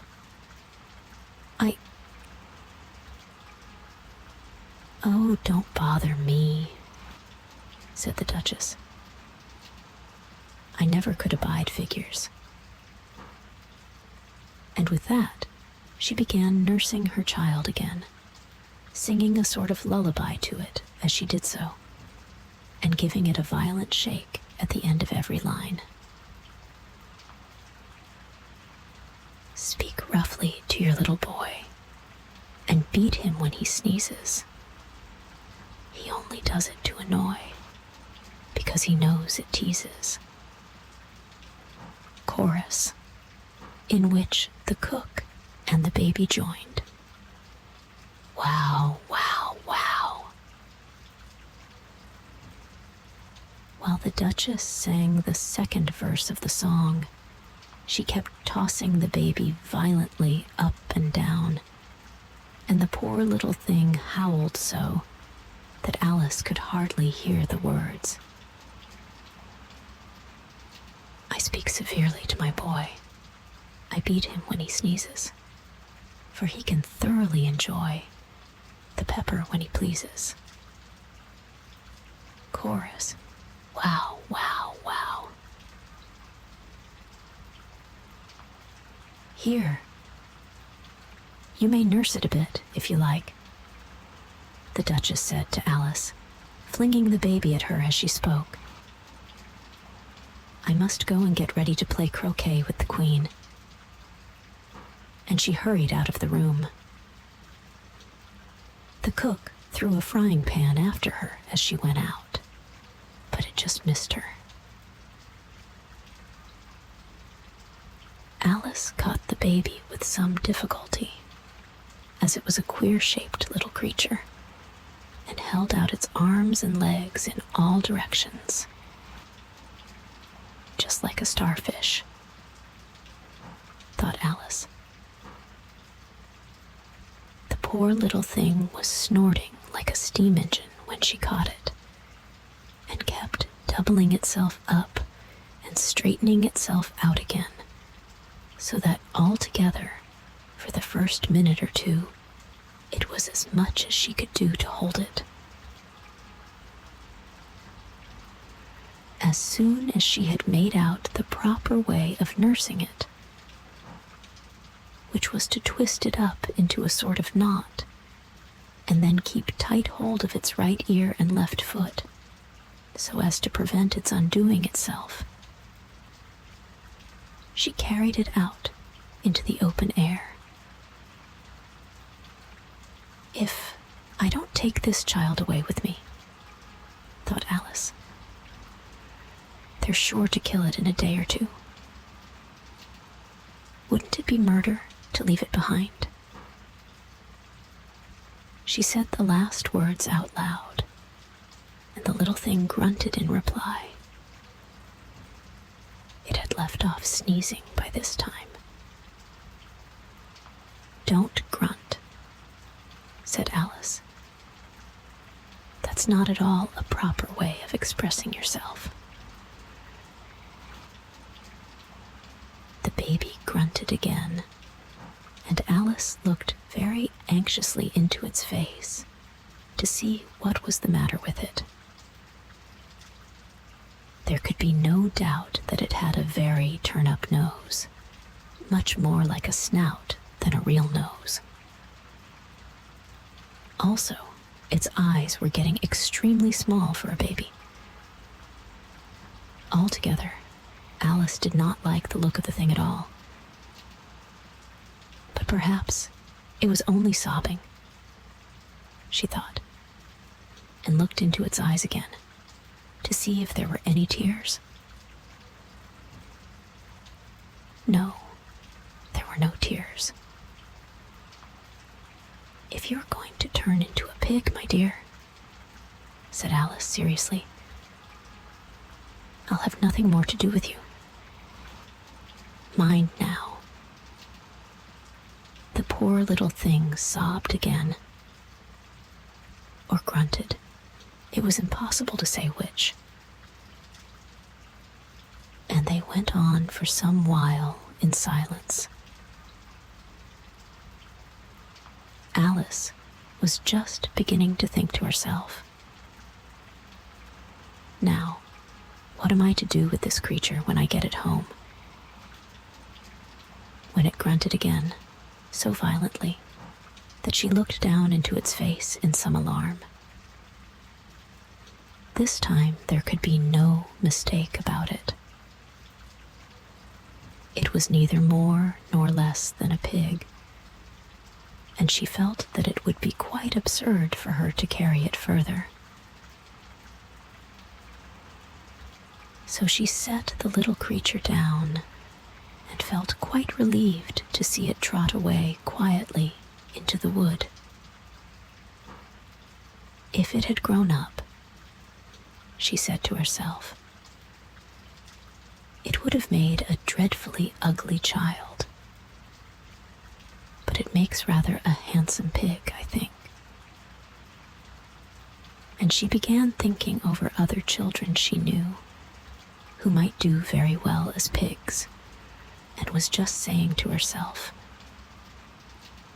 if one only knew the right way to change them. When she was a little startled by seeing the Cheshire Cat sitting on a bough of a tree a few yards off. The cat only grinned when it saw Alice. It looked good-natured, she thought. Still, it had very long claws and a great many teeth, so she felt that it ought to be treated with respect. "Cheshire Puss," she began, rather timidly, as she did not at all know whether it would like the name. However, it only grinned a little wider. "Come, it's pleased so far," thought Alice, and she went on. "Would you tell me, please, which way I ought to go from here?" "That depends a good deal on where you want to get to," said the cat. "I don't much care where," said Alice. "Then it doesn't matter which way you go," said the cat. "So long as I get somewhere," Alice added as an explanation. "Oh, you're sure to do that," said the cat. "If you only walk long enough." Alice felt that this could not be denied, so she tried another question. "What sort of people live about here?" "In that direction," the cat said, waving its right paw round, "lives a hatter. And in that direction," waving the other paw, "lives a March hare. Visit either you like. They're both mad." "But I don't want to go among mad people," Alice remarked. "Oh, you can't help that," said the cat. "We're all mad here. I'm mad. You're mad." "How do you know I'm mad?" said Alice. "You must be," said the cat, "or you wouldn't have come here." Alice didn't think that proved it at all. However, she went on, "And how do you know that you're mad?" "To begin with," said the cat, "a dog's not mad.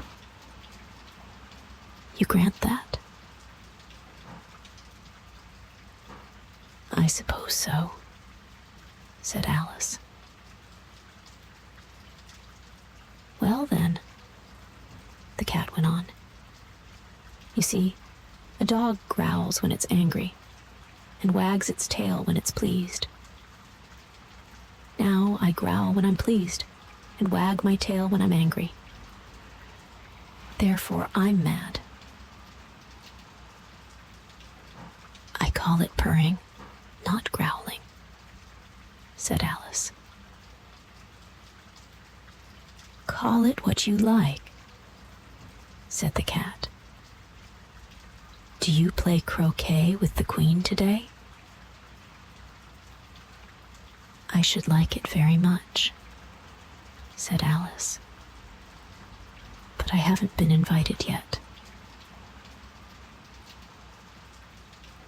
"You'll see me there," said the cat, and vanished. Alice was not much surprised at this. She was getting so used to queer things happening. While she was looking at the place where it had been, it suddenly appeared again. "By the by, what became of the baby?" said the cat. "I'd nearly forgotten to ask." It turned into a pig, Alice quietly said, just as if it had come back in a natural way. I thought it would, said the cat, and vanished again. Alice waited a little, half expecting to see it again, but it did not appear, and after a minute or two, she walked on in the direction in which the March Hare was said to live. I've seen hatters before, she said to herself. The March Hare will be much the most interesting, and perhaps as this is May, it won't be raving mad. At least, not so mad as it was in March. As she said this, she looked up, and there was the cat again, sitting on a branch of a tree. Did you say pig or fig? Said the cat. I said pig, replied Alice. And I wish you wouldn't keep appearing and vanishing so suddenly. You make one quite giddy. All right, said the cat. And this time it vanished quite slowly, beginning with the end of the tail and ending with the grin, which remained some time after the rest of it had gone. Well, I've often seen a cat without a grin, thought Alice. But a grin without a cat. It's the most curious thing I ever saw in my life. She had not gone much farther before she came in sight of the house of the March Hare. She thought it must be the right house, because the chimneys were shaped like ears, and the roof was thatched with fur. It was so large a house that she did not like to go nearer till she had nibbled some more of the left-hand bit of mushroom and raised herself to about 2 feet high.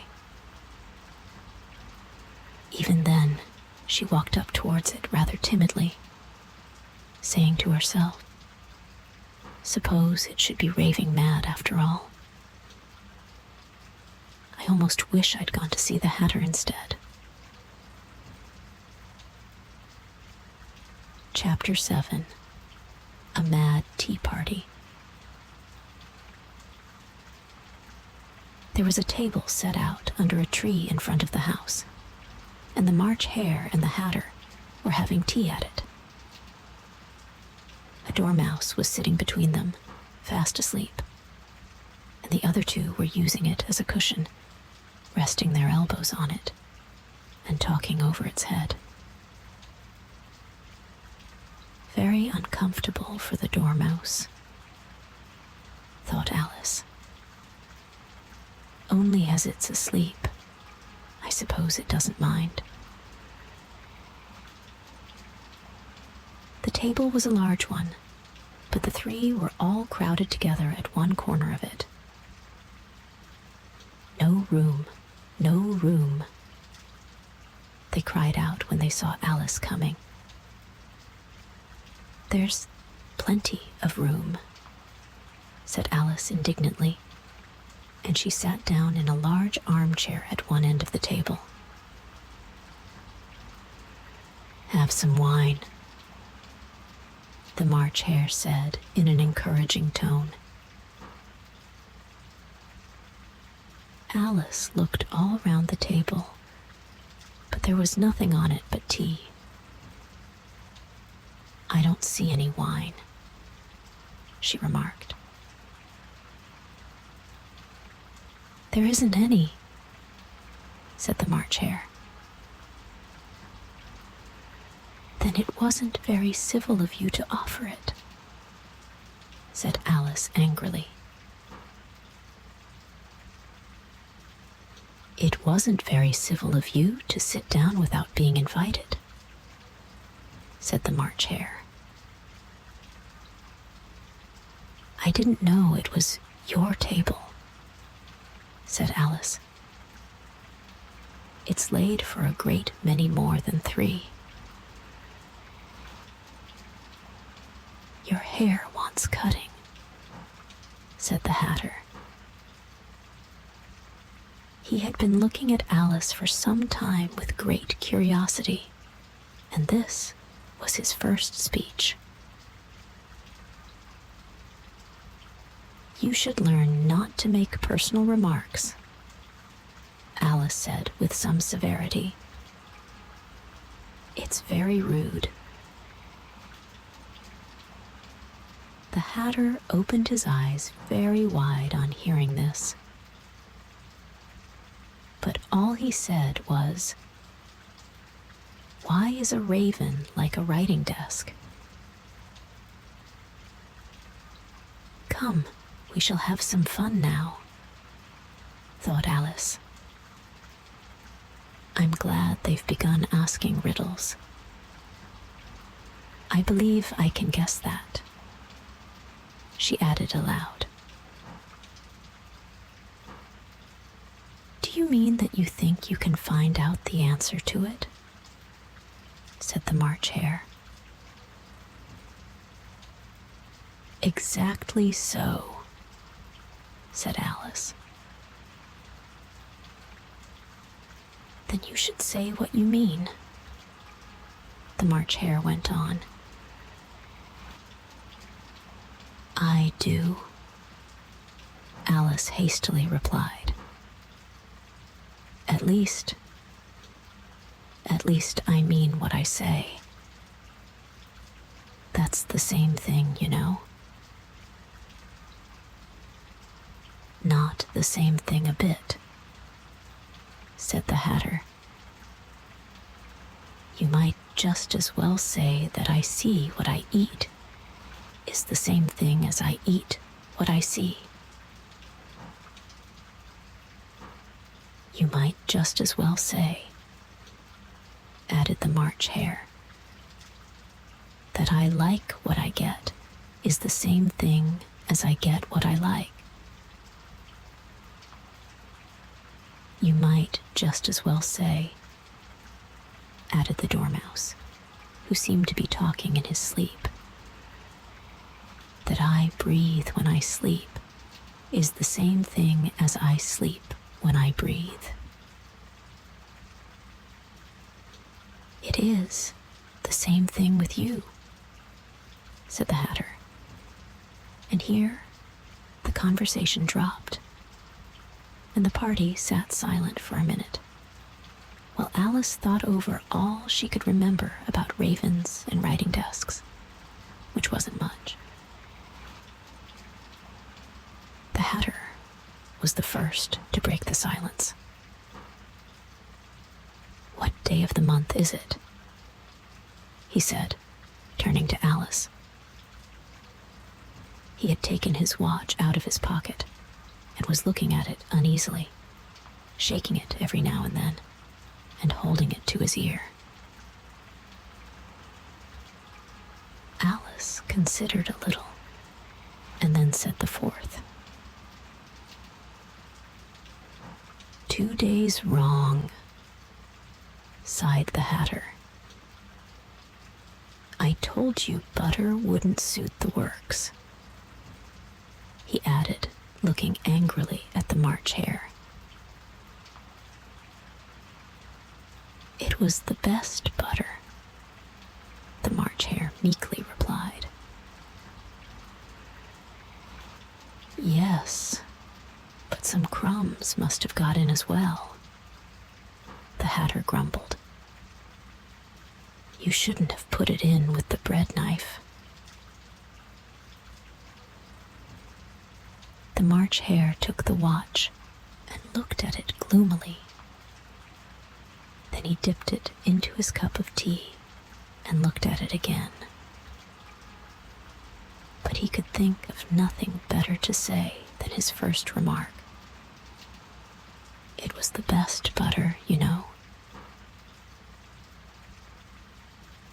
Alice had been looking over his shoulder with some curiosity. "What a funny watch," she remarked. "It tells the day of the month and doesn't tell what o'clock it is." "Why should it?" muttered the Hatter. "Does your watch tell you what year it is?" "Of course not," Alice replied very readily. "But that's because it stays the same year for such a long time together." "Which is just the case with mine," said the Hatter. Alice felt dreadfully puzzled. The Hatter's remark seemed to have no sort of meaning in it, and yet it was certainly English.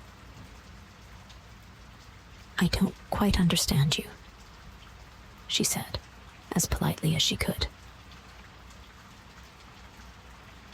"The dormouse is asleep again," said the Hatter, and he poured a little hot tea upon its nose. The dormouse shook its head impatiently and said, without opening its eyes, Of course. Just what I was going to remark myself." "Have you guessed the riddle yet?" the Hatter said, turning to Alice again. "No, I give it up," Alice replied. "What's the answer?" "I haven't the slightest idea," said the Hatter. "Nor I," said the March Hare. Alice sighed wearily. "I think you might do something better with the time," she said, "than waste it in asking riddles that have no answers. If you knew time as well as I do," said the Hatter, "you wouldn't talk about wasting it. It's him." "I don't know what you mean," said Alice. "Of course you don't," the Hatter said, tossing his head contemptuously. "I dare say you never even spoke to time." "Perhaps not," Alice cautiously replied. "But I know I have to beat time when I learn music." "Ah, that accounts for it," said the Hatter. "He won't stand beating. Now, if you only kept on good terms with him, he'd do almost anything you liked with the clock. For instance, suppose it were 9 o'clock in the morning, just time to begin lessons. You'd only have to whisper a hint to time, and round goes the clock in a twinkling. 1:30, time for dinner. "I only wish it was," the March Hare said to itself in a whisper. "That would be grand, certainly," said Alice thoughtfully. "But then, I shouldn't be hungry for it, you know." "Not at first, perhaps," said the Hatter. "But you could keep it to 1:30 as long as you liked." Is that the way you manage? Alice asked. The Hatter shook his head mournfully. Not I, he replied. We quarreled last March, just before he went mad, you know, pointing with his teaspoon at the March hare. It was at the great concert given by the Queen of Hearts, and I had to sing. Twinkle, twinkle, little bat, how I wonder what you're at. You know the song, perhaps? I've heard something like it, said Alice. It goes on, you know, the Hatter continued, in this way. Up above the world you fly, like a tea tray in the sky. Twinkle, twinkle. Here the dormouse shook itself and began singing in its sleep. Twinkle, twinkle, twinkle, twinkle, and went on so long that they had to pinch it to make it stop. Well, I'd hardly finished the first verse, said the Hatter, when the Queen jumped up and bawled out, He's murdering the time. Off with his head. How dreadfully savage, exclaimed Alice. And ever since that, the Hatter went on in a mournful tone, he won't do a thing I ask. It's always 6 o'clock now. A bright idea came into Alice's head. Is that the reason so many tea things are put out here? She asked. Yes, that's it, said the Hatter with a sigh. It's always tea time, and we've no time to wash the things between whiles. Then you keep moving round, I suppose, said Alice. Exactly so, said the Hatter, as the things get used up. But what happens when you come to the beginning again? Alice ventured to ask. Suppose we change the subject. The March Hare interrupted, yawning. I'm getting tired of this. I vote the young lady tells us a story. I'm afraid I don't know one, said Alice, rather alarmed at the proposal. Then the Dormouse shall, they both cried. Wake up, Dormouse. And they pinched it on both sides at once. The Dormouse slowly opened his eyes. I wasn't asleep, he said in a hoarse, feeble voice. I heard every word you fellows were saying. Tell us a story, said the March Hare. Yes, please do, pleaded Alice. And be quick about it, added the Hatter, or you'll be asleep again before it's done. Once upon a time, there were 3 little sisters. the Dormouse began in a great hurry. And their names were Elsie, Lacey, and Tilly. And they lived at the bottom of a well. What did they live on? Said Alice, who always took a great interest in questions of eating and drinking. They lived on treacle, said the Dormouse, after thinking a minute or two. They couldn't have done that, you know, Alice gently remarked. They'd have been ill. So they were, said the Dormouse. Very ill.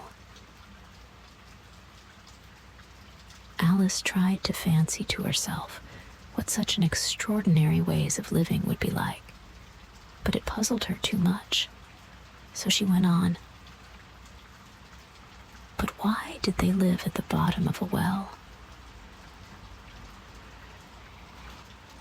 Take some more tea, the March Hare said to Alice, very earnestly. I've had nothing yet, Alice replied in an offended tone, so I can't take more. You mean you can't take less, said the Hatter. It's very easy to take more than nothing. Nobody asked your opinion, said Alice. Who's making personal remarks now? The Hatter asked triumphantly. Alice did not quite know what to say to this, so she helped herself to some tea and bread and butter, and then turned to the Dormouse and repeated her question. Why did they live at the bottom of a well? The Dormouse again took a minute or two to think about it, and then said, it was a treacle well. There's no such thing. Alice was beginning very angrily, but the Hatter and the March Hare went, shh, shh. And the Dormouse sulkily remarked, if you can't be civil, you'd better finish the story for yourself. No, please go on, Alice said very humbly. I won't interrupt again. I dare say there may be one. One, indeed, said the Dormouse indignantly. However, he consented to go on. And so these three little sisters, they were learning to draw, you know. What did they draw? Said Alice, quite forgetting her promise. Treacle, said the Dormouse, without considering it all this time. I want a clean cup, interrupted the Hatter. Let's all move one place on. He moved on as he spoke, and the Dormouse followed him. The March Hare moved into the Dormouse's place, and Alice, rather unwillingly, took the place of the March Hare. The Hatter was the only one who got any advantage from the change, and Alice was a good deal worse off than before, as the March Hare had just upset the milk jug into his plate. Alice did not wish to offend the Dormouse again, So she began very cautiously. But I don't understand. Where did they draw the treacle from? You can draw water out of a water well, said the Hatter. So I should think you could draw treacle out of a treacle well. Eh, stupid? But they were in the well, Alice said to the Dormouse, not choosing to notice this last remark. Of course they were, said the Dormouse. Well in. This answer so confused poor Alice that she let the Dormouse go on for some time without interrupting it. They were learning to draw, the Dormouse went on, yawning and rubbing its eyes, for it was getting very sleepy. And they drew all manner of things. Everything that begins with an M. Why with an M? Said Alice. Why not? Said the March Hare. Alice was silent. The Dormouse had closed its eyes by this time and was going off into a doze. But on being pinched by the Hatter, it woke up again with a little shriek and went on.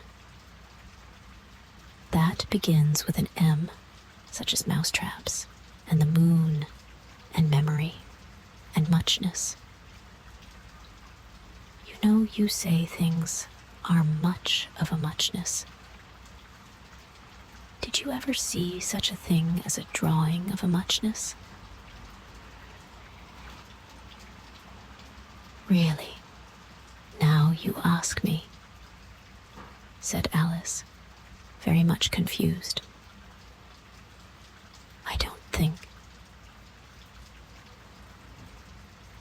Then you shouldn't talk, said the Hatter.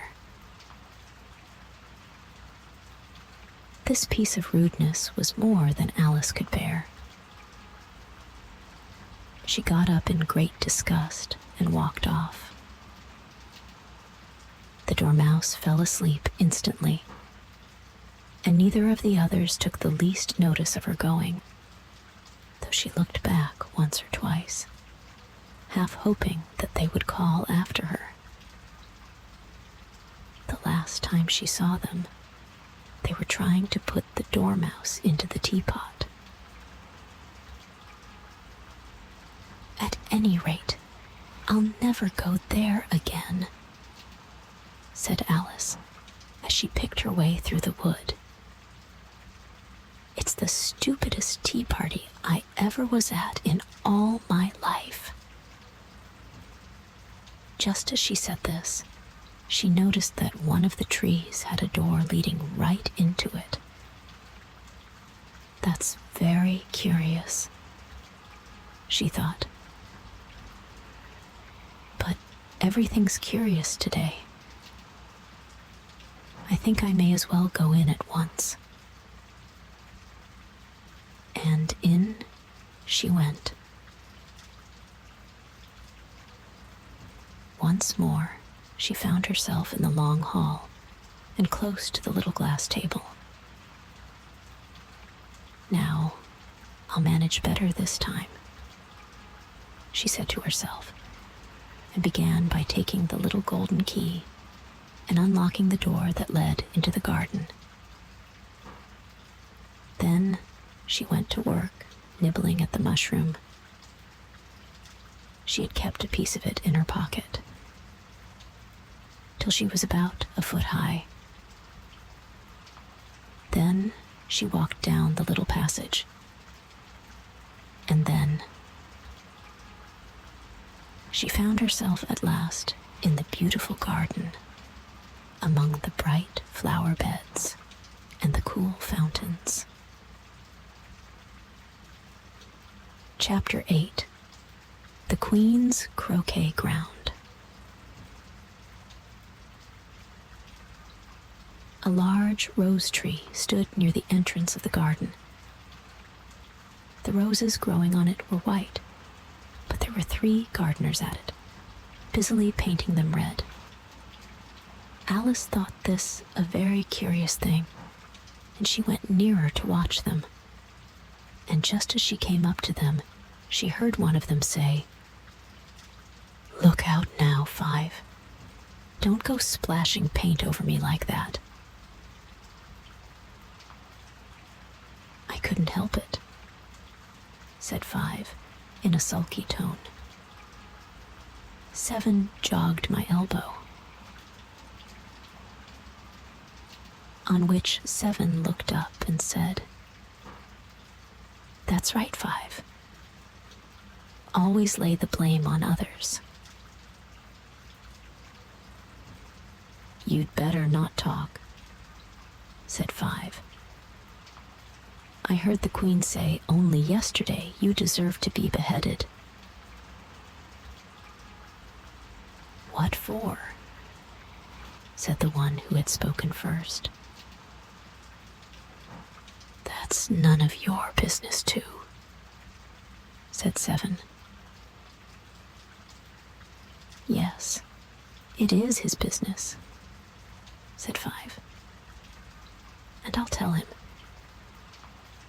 It was for bringing the cook tulip roots instead of onions." 7 flung down his brush and had just begun. Well, of all the unjust things, when his eye chanced to fall upon Alice as she stood watching them, and he checked himself suddenly. The others looked round also, and all of them bowed low. "Would you tell me," said Alice, a little timidly,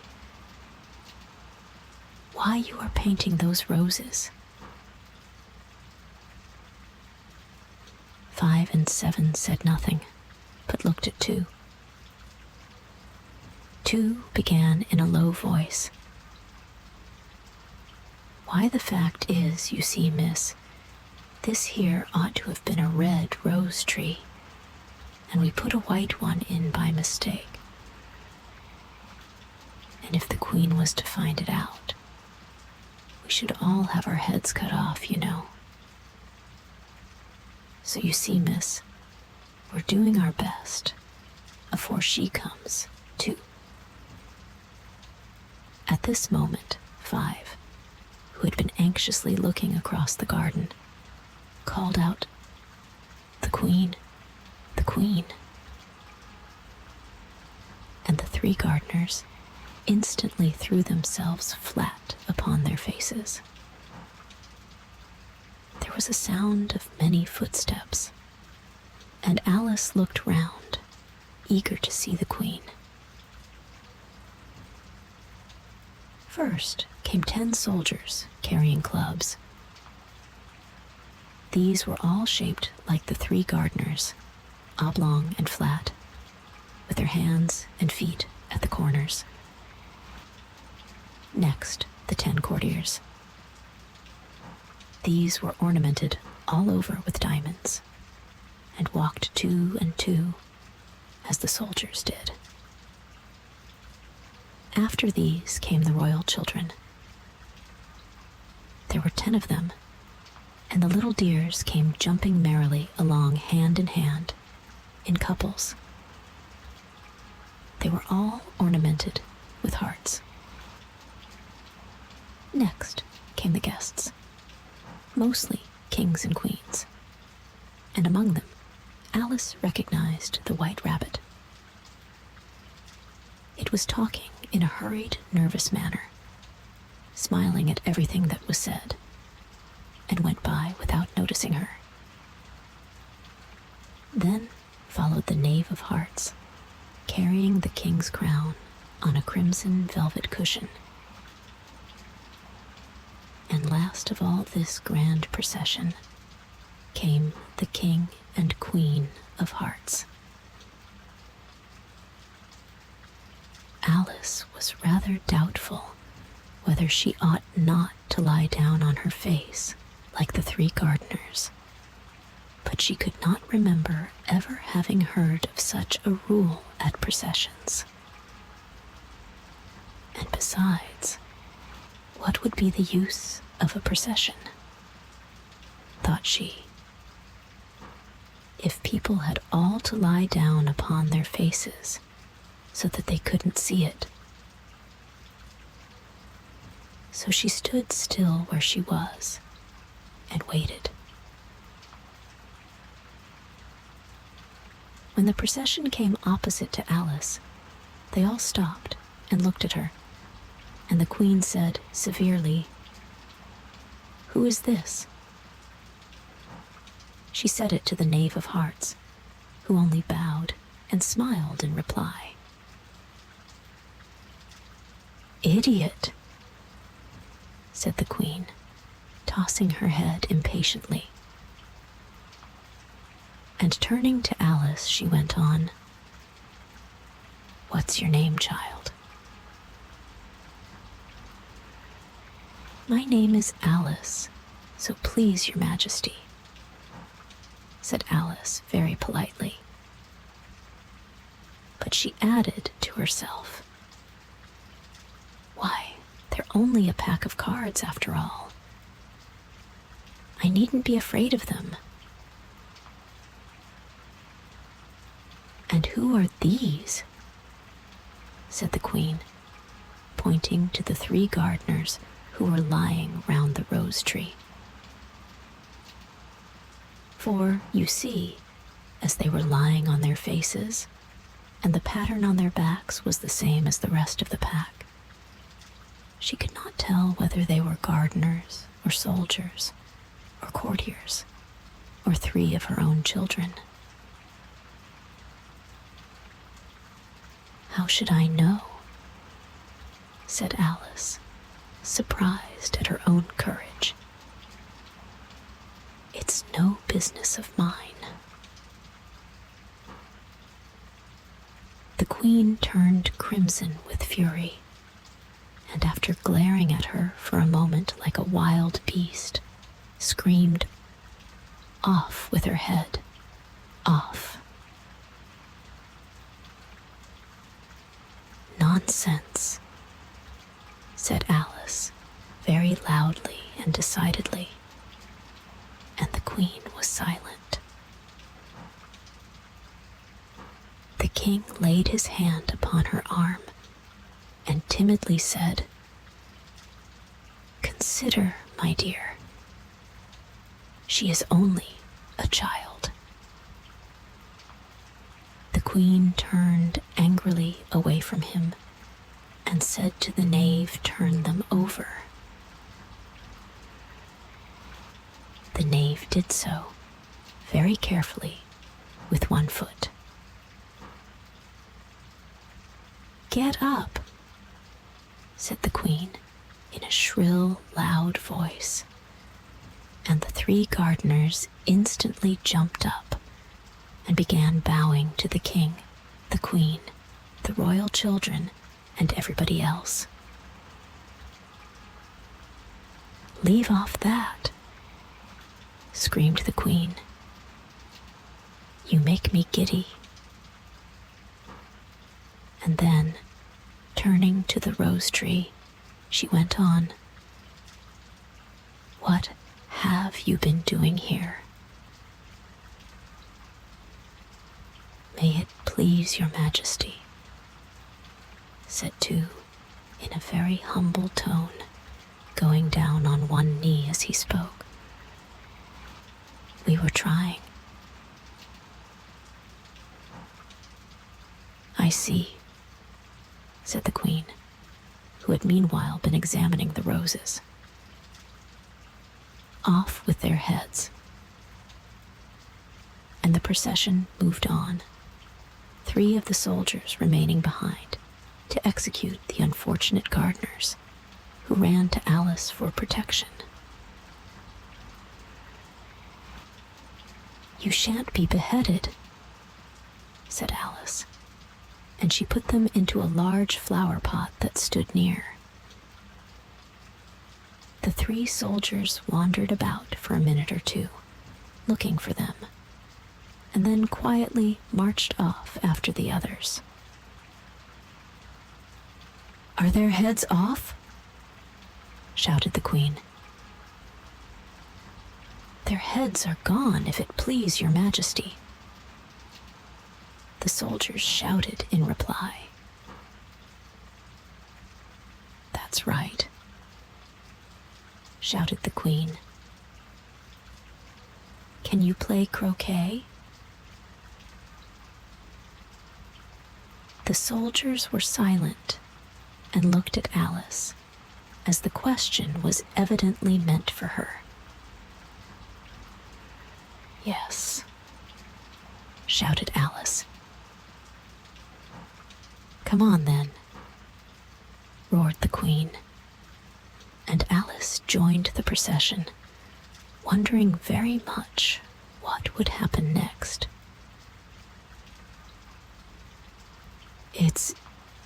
It's a very fine day," said a timid voice at her side. She was walking by the white rabbit, who was peeping anxiously into her face. "Very," said Alice. "Where's the Duchess?" "Hush, hush," said the rabbit in a low, hurried tone. He looked anxiously over his shoulder as he spoke, and then raised himself upon tiptoe, put his mouth close to her ear, and whispered, "She's under sentence of execution." "What for?" said Alice. "Did you say, 'What a pity'?" the rabbit asked. "No, I didn't," said Alice. "I don't think it's at all a pity. I said, 'What for?'"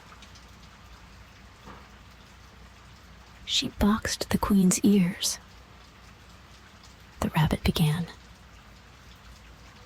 Alice gave a little scream of laughter. "Oh, hush," the rabbit whispered in a frightened tone. "The Queen will hear you. You see, she came rather late, and the Queen said, 'Get to your places,'" shouted the Queen in a voice of thunder, and people began running about in all directions, tumbling up against each other.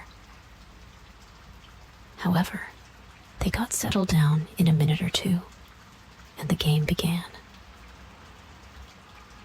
Alice thought she had never seen such a curious croquet ground in her life.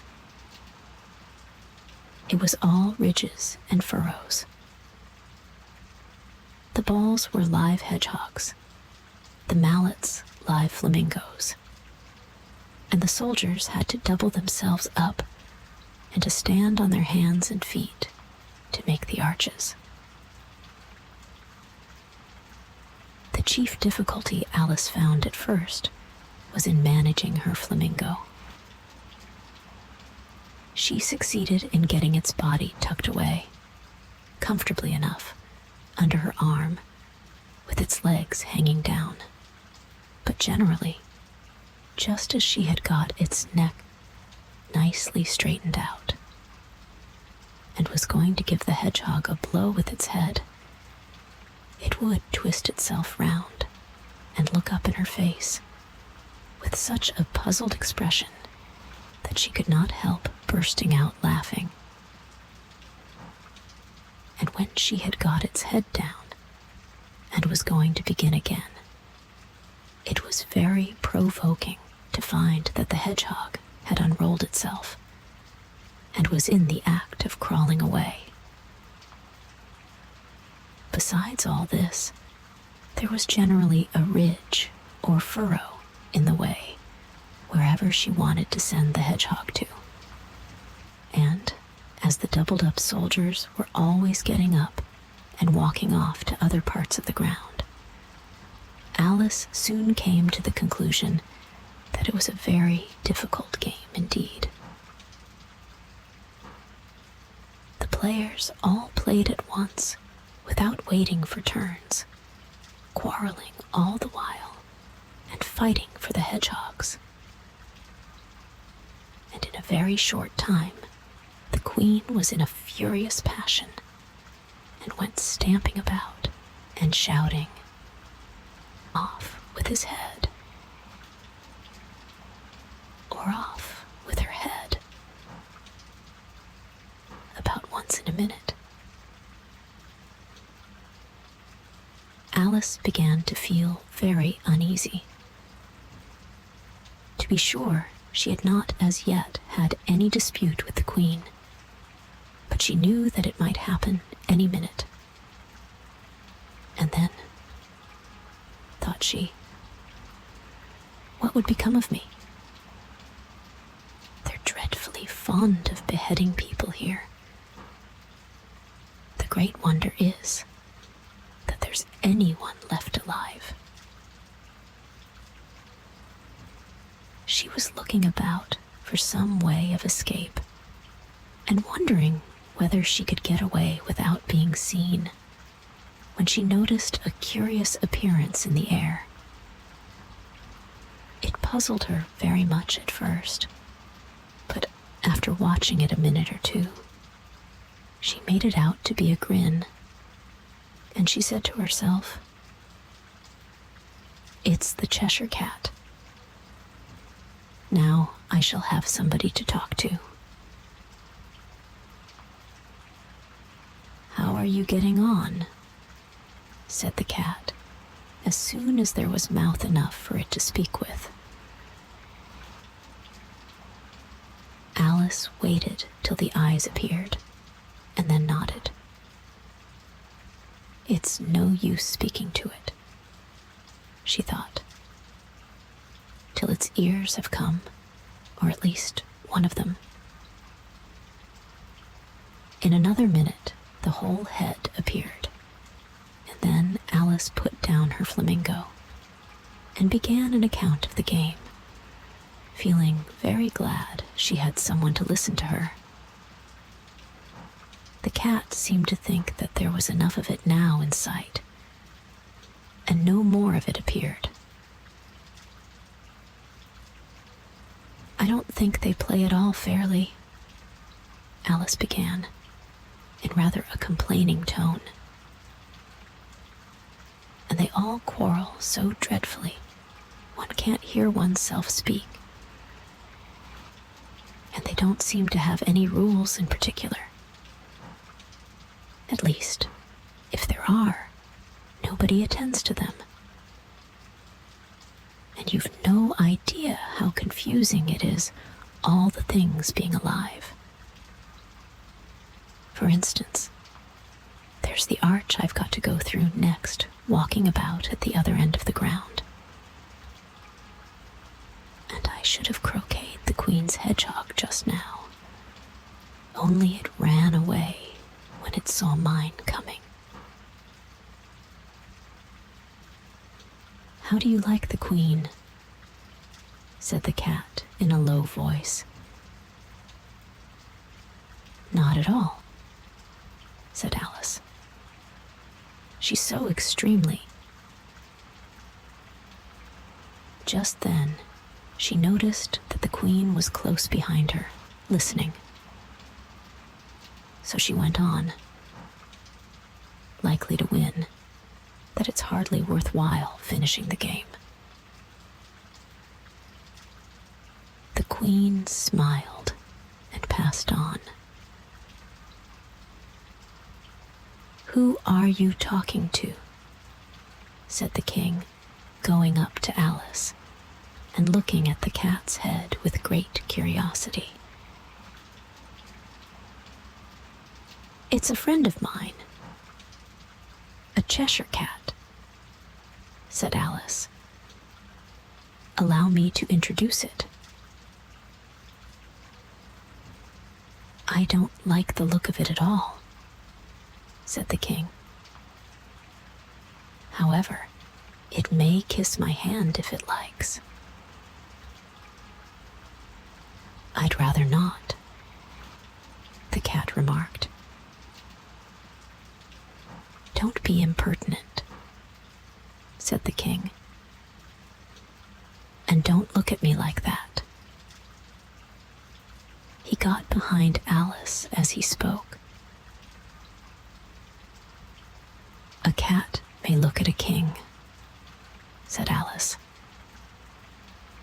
"I've read that in some book, but I don't remember where."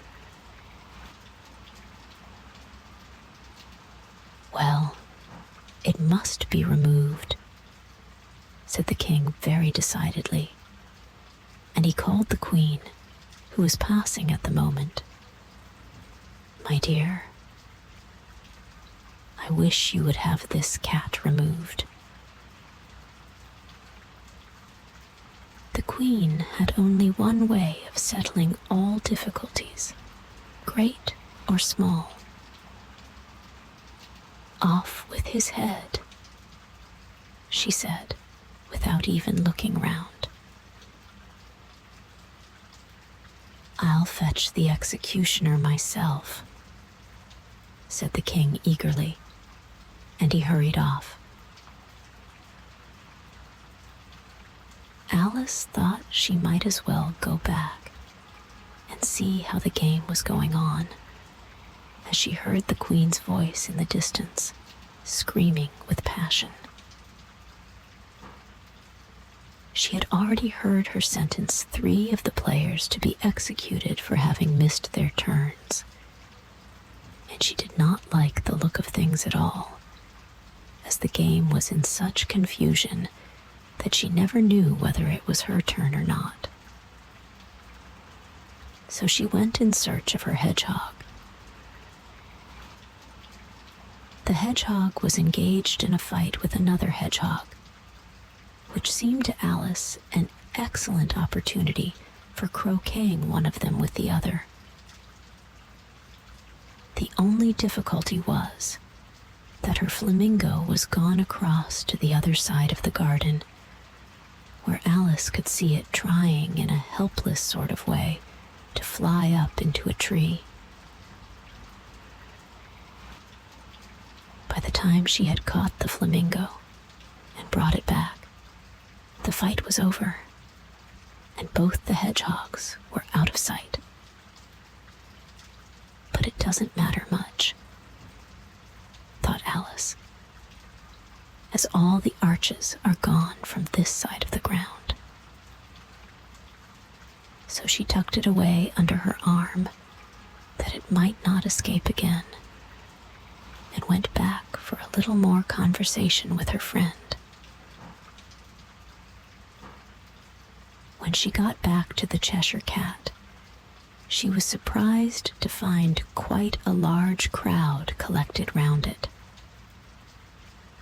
There was a dispute going on between the executioner, the king, and the queen, who were all talking at once, while all the rest were quite silent and looked very uncomfortable. The moment Alice appeared, she was appealed to by all 3 to settle the question, and they repeated their arguments to her, though, as they all spoke at once, she found it very hard indeed to make out exactly what they said. The executioner's argument was that you couldn't cut off a head unless there was a body to cut it off from, that he had never had to do such a thing before, and he wasn't going to begin at his time of life. The king's argument was that anything that had a head could be beheaded, and that you weren't to talk nonsense. The Queen's argument was that if something wasn't done about it in less than no time, she'd have everybody executed all round. It was this last remark that had made the whole party look so grave and anxious. Alice could think of nothing else to say, but it belongs to the Duchess. You'd better ask her about it. She's in prison, the Queen said to the executioner. Fetch her here. And the executioner went off like an arrow. The cat's head began fading away the moment he was gone, and by the time he had come back with the Duchess, it had entirely disappeared. So the king and the executioner ran wildly up and down looking for it, while the rest of the party went back to the game. Chapter 9. The Mock Turtle's Story.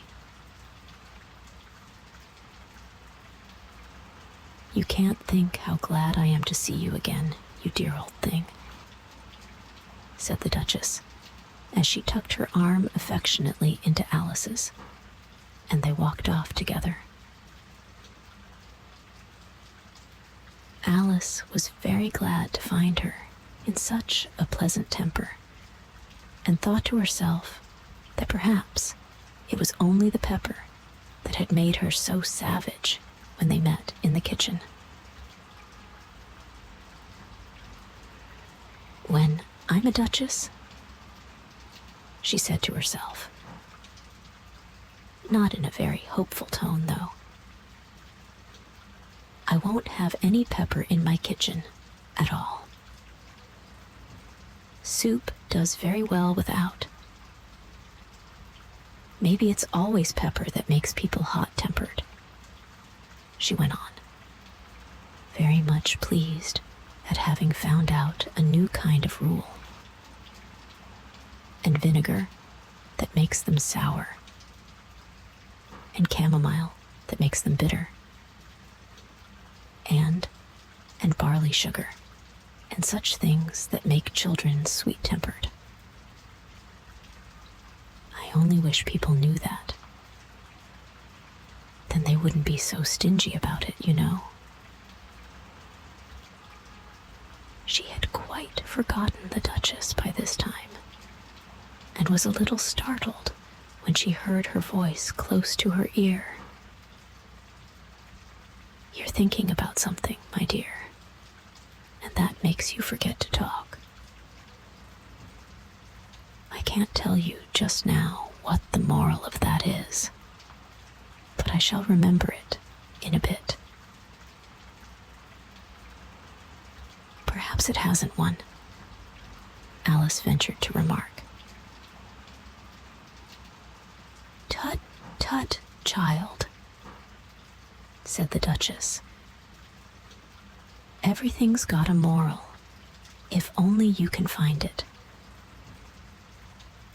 And she squeezed herself up closer to Alice's side as she spoke. Alice did not much like keeping so close to her. First, because the Duchess was very ugly. And secondly, because she was exactly the right height to rest her chin upon Alice's shoulder. And it was an uncomfortably sharp chin. However, she did not like to be rude, so she bore it as well as she could. The game's going on rather better now, she said, by way of keeping up the conversation a little. 'Tis so, said the Duchess. And the moral of that is, oh, 'tis love that makes the world go round. Somebody said, Alice whispered, that it's done by everybody minding their own business. Ah, well, it means much the same thing, said the Duchess, digging her sharp little chin into Alice's shoulder as she added, and the moral of that is, take care of the sense, and the sounds will take care of themselves. How fond she is of finding morals in things, Alice thought to herself. I dare say you're wondering why I don't put my arm round your waist, the Duchess said after a pause. The reason is that I'm doubtful about the temper of your flamingo. Shall I try the experiment? He might bite, Alice cautiously replied, not feeling at all anxious to have the experiment tried. Very true, said the Duchess. Flamingos and mustard both bite. And the moral of that is, birds of a feather flock together. Only mustard isn't a bird, Alice remarked.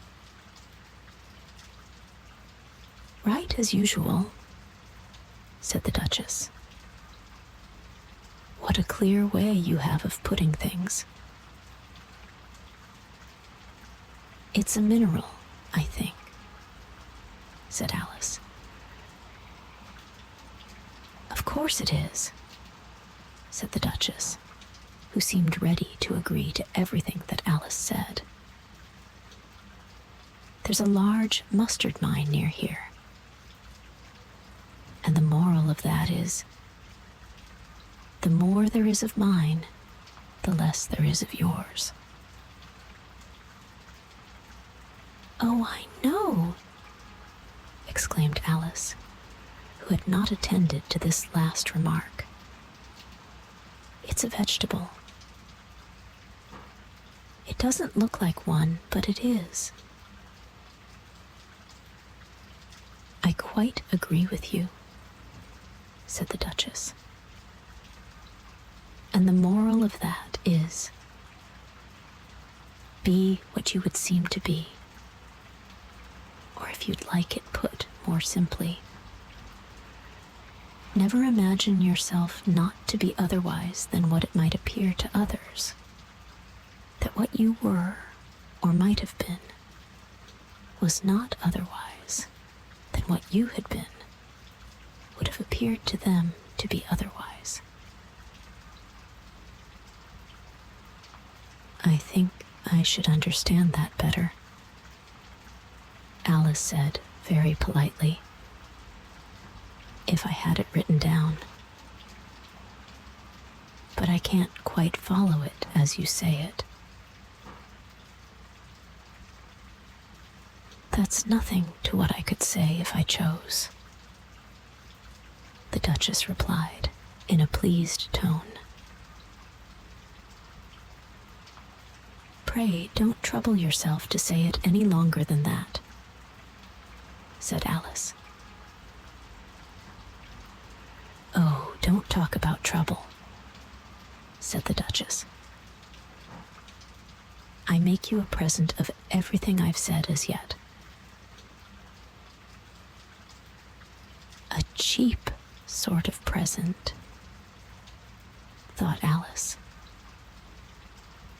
I'm glad they don't give birthday presents like that. But she did not venture to say it out loud. Thinking again?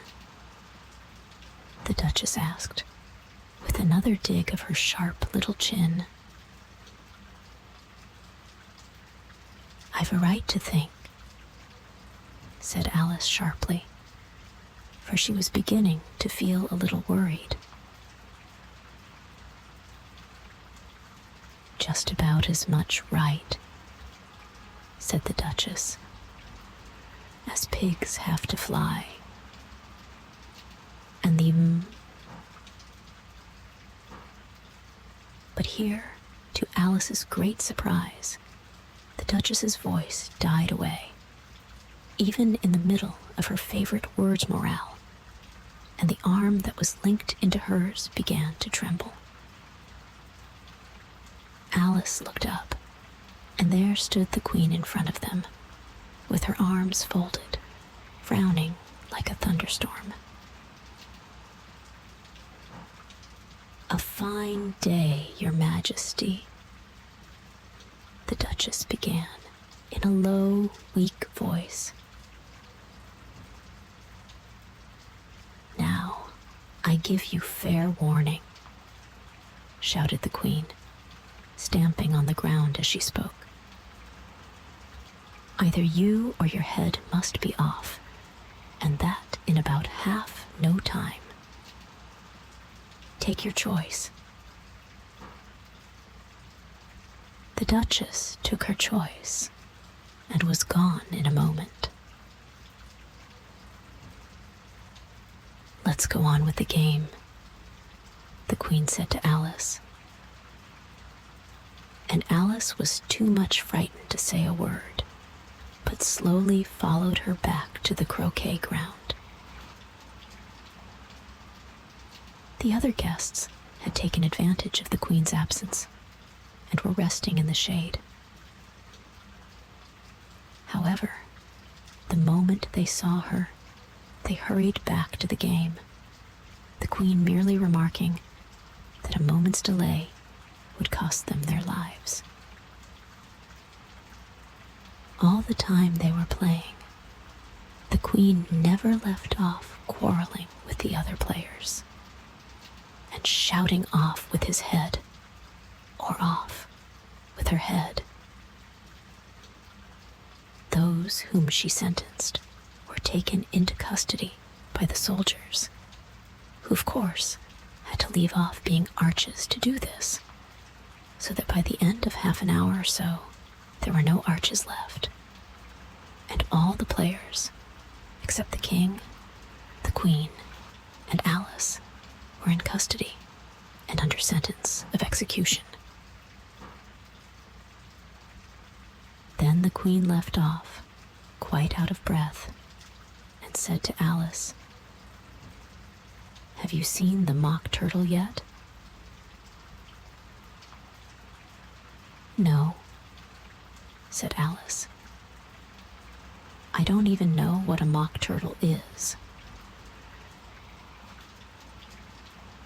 "It's the thing mock turtle soup is made from," said the Queen. "I never saw one or heard of one," said Alice. "Come on then," said the Queen, "and he shall tell you his history."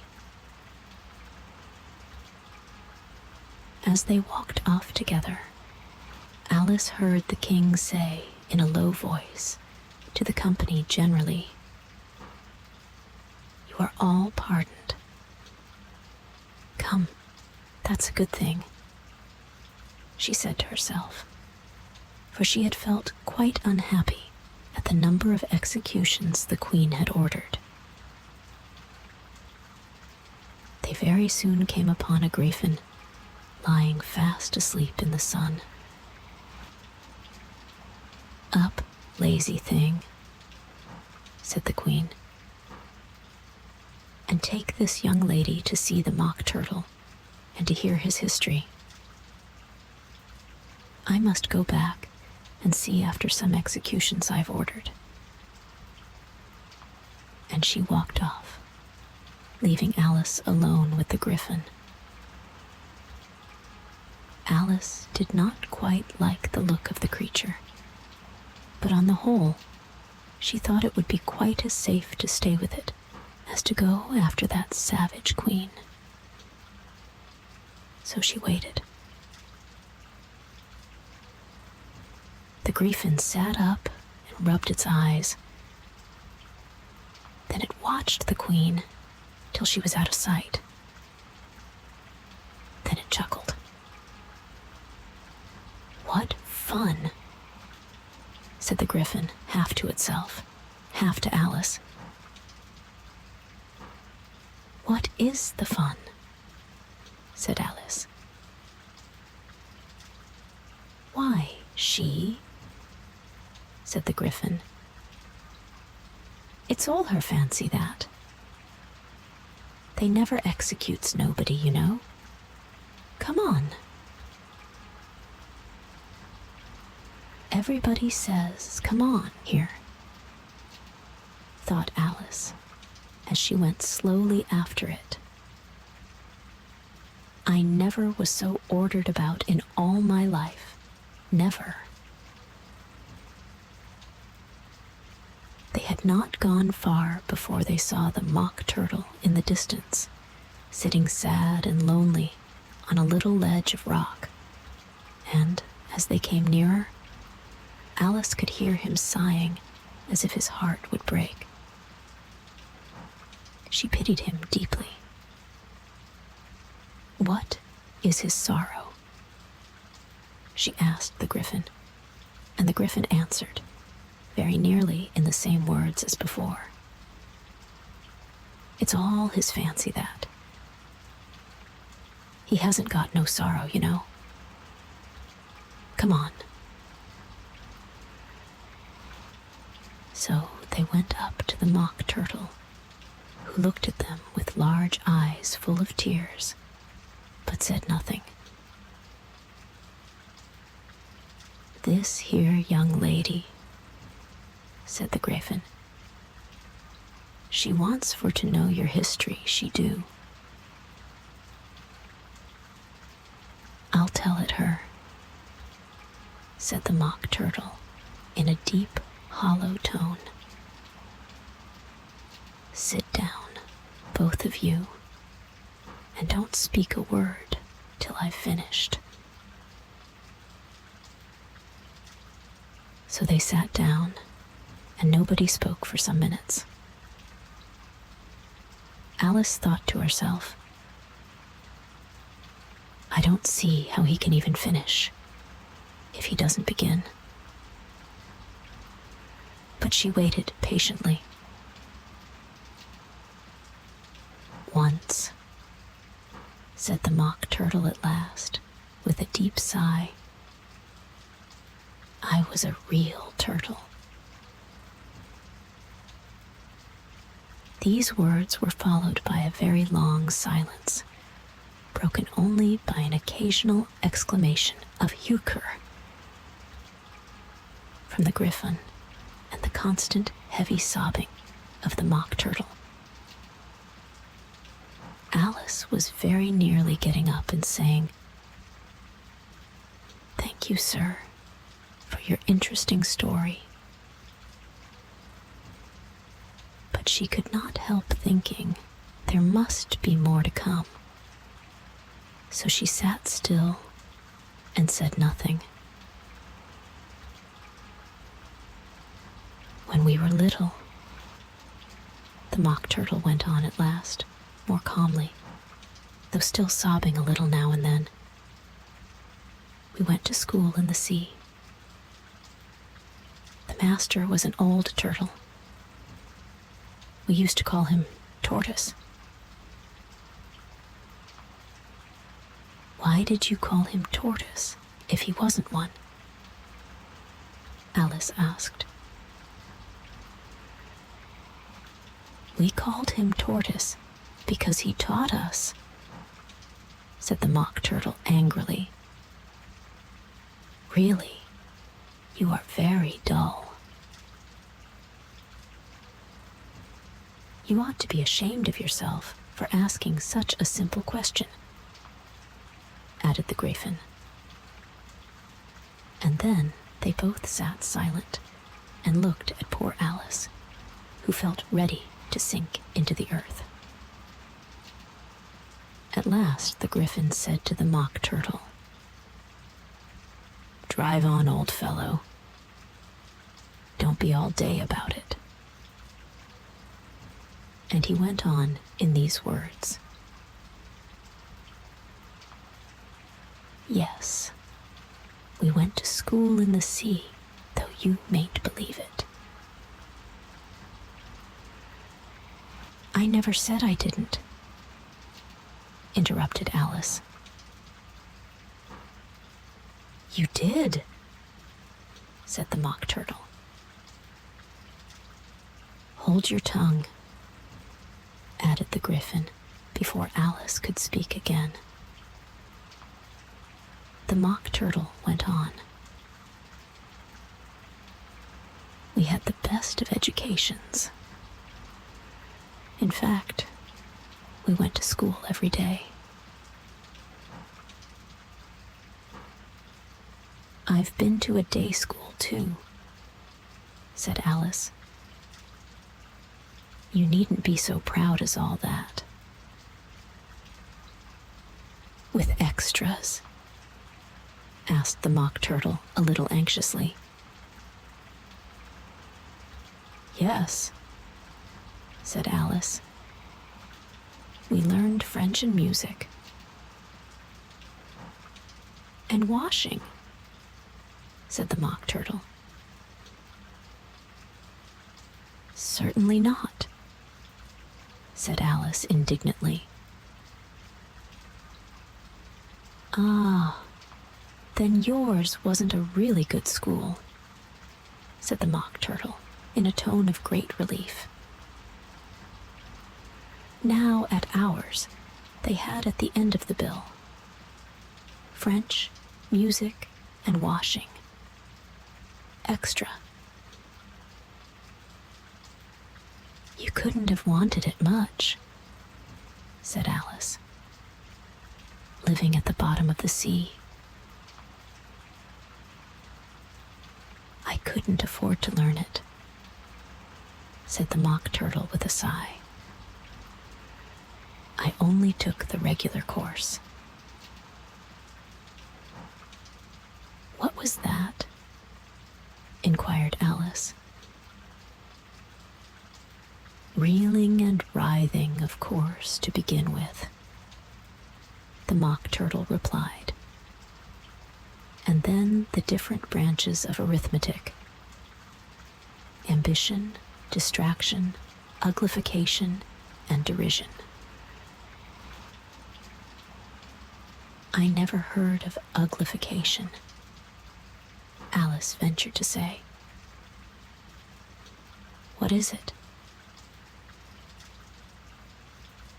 The Griffin lifted up both its paws in surprise. "What? Never heard of uglifying," it exclaimed. "You know what to beautify is, I suppose?" "Yes," said Alice doubtfully. "It means to make anything prettier." "Well, then," the Griffin went on, "if you don't know what to uglify is, you are a simpleton." Alice did not feel encouraged to ask any more questions about it, so she turned to the Mock Turtle and said, "What else had you to learn?" "Well, there was mystery," the Mock Turtle replied, counting off the subjects on his flappers. "Mystery, ancient and modern, with seaography. Then drawling. The drawling master was an old conger eel that used to come once a week. He taught us drawling, stretching, and fainting in coils. What was that like? Said Alice. Well, I can't show it you myself, the Mock Turtle said. I'm too stiff. And the Griffin never learnt it. Hadn't time, said the Griffin. I went to the classics master, though. He was an old crab, he was. I never went to him, the Mock Turtle said with a sigh. He taught laughing and grief, they used to say. So he did, said the Griffin, sighing in his turn. And both creatures hid their faces in their paws.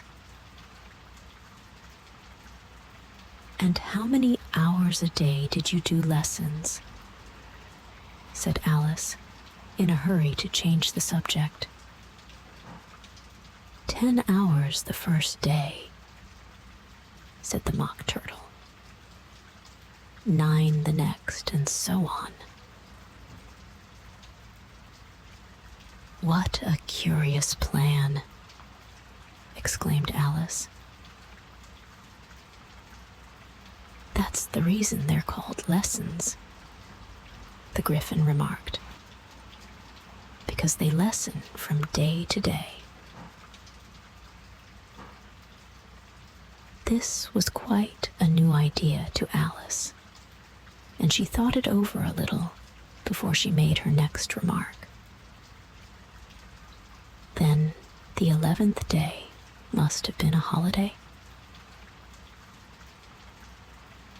Of course it was, said the Mock Turtle. And how did you manage on the 12th? Alice went on eagerly. That's enough about lessons, the Griffin interrupted in a very decided tone. Tell her something about the games now. Chapter 10. The Lobster Quadrille. The Mock Turtle sighed deeply and drew the back of one flapper across his eyes. He looked at Alice and tried to speak, but for a minute or two, sobs choked his voice. Same as if he had a bone in his throat, said the Griffin. And it set to work shaking him and punching him in the back. At last, the Mock Turtle recovered his voice, and with tears running down his cheeks, he went on again. You may not have lived much under the sea. I haven't, said Alice. And perhaps you were never even introduced to a lobster. Alice began to say. I once tasted, but checked herself hastily and said, No, never. So you can have no idea what a delightful thing a lobster quadrille is. No, indeed, said Alice. What sort of a dance is it? Why, said the Griffin. You first form into a line along the seashore. 2 lines, cried the Mock Turtle. Seals, turtles, salmon, and so on. Then, when you've cleared all the jellyfish out of the way, that generally takes some time, interrupted the Griffin. You advance twice, each with a lobster as a partner, cried the Griffin. Of course, the Mock Turtle said. Advance twice, set to partners. Change lobsters and retire in same order, continued the Griffin. Then, you know, the Mock Turtle went on, you throw the lobsters, shouted the Griffin with a bound into the air. As far out to sea as you can. Swim after them, screamed the Griffin. Turn a somersault in the sea, cried the Mock Turtle, capering wildly about. Change lobsters again, yelled the Griffin at the top of its voice. Back to land again, and that's all the first figure, said the Mock Turtle, suddenly dropping his voice. And the two creatures, who had been jumping about like mad things all this time, sat down again very sadly and quietly and looked at Alice. It must be a very pretty dance, said Alice timidly. Would you like to see a little of it? Said the Mock Turtle. Very much indeed, said Alice. Come, let's try the first figure, said the Mock Turtle to the Griffin. We can do without lobsters, you know. Which shall sing? Oh, you sing, said the Griffin. I've forgotten the words. So they began solemnly dancing round and round Alice, every now and then treading on her toes when they passed too close, and waving their forepaws to mark the time, while the Mock Turtle sang this very slowly and sadly. Will you walk a little faster? Said a whiting to a snail. There's a porpoise close behind us, and he's treading on my tail. See how eagerly the lobsters and the turtles all advance. They are waiting on the shingle. Will you come and join the dance? Will you? Won't you? Will you? Won't you? Will you join the dance? Will you? Won't you? Will you? Won't you? Won't you join the dance? You can really have no notion how delightful it will be when they take us up and throw us with the lobsters out to sea. But the snail replied, too far, and gave a look askance. Said he thanked the whiting kindly, but he would not join the dance. Would not, could not, would not, could not, would not join the dance. Would not, could not, would not, could not, could not join the dance. What matters it how far we go? His scaly friend replied. There is another shore, you know, upon the other side. The further off from England, the nearer is to France. Then turn not pale, beloved snail, but come and join the dance. Will you, won't you, will you, won't you, will you join the dance? Will you, won't you, will you, won't you, won't you join the dance? Thank you. It's a very interesting dance to watch, said Alice, feeling very glad that it was over at last. And I do so, like that curious song about the whiting. Oh, as to the whiting, said the Mock Turtle. You've seen them, of course. Yes, said Alice. I've often seen them at Din. She checked herself hastily. I don't know where Din may be, said the Mock Turtle. But if you've seen them so often, of course, you know what they're like.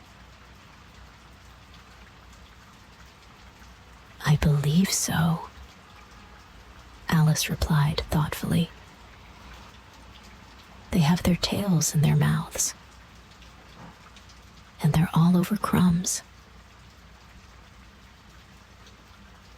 You're wrong about the crumbs, said the Mock Turtle. Crumbs would all wash off in the sea, but they have their tails in their mouths. And the reason is,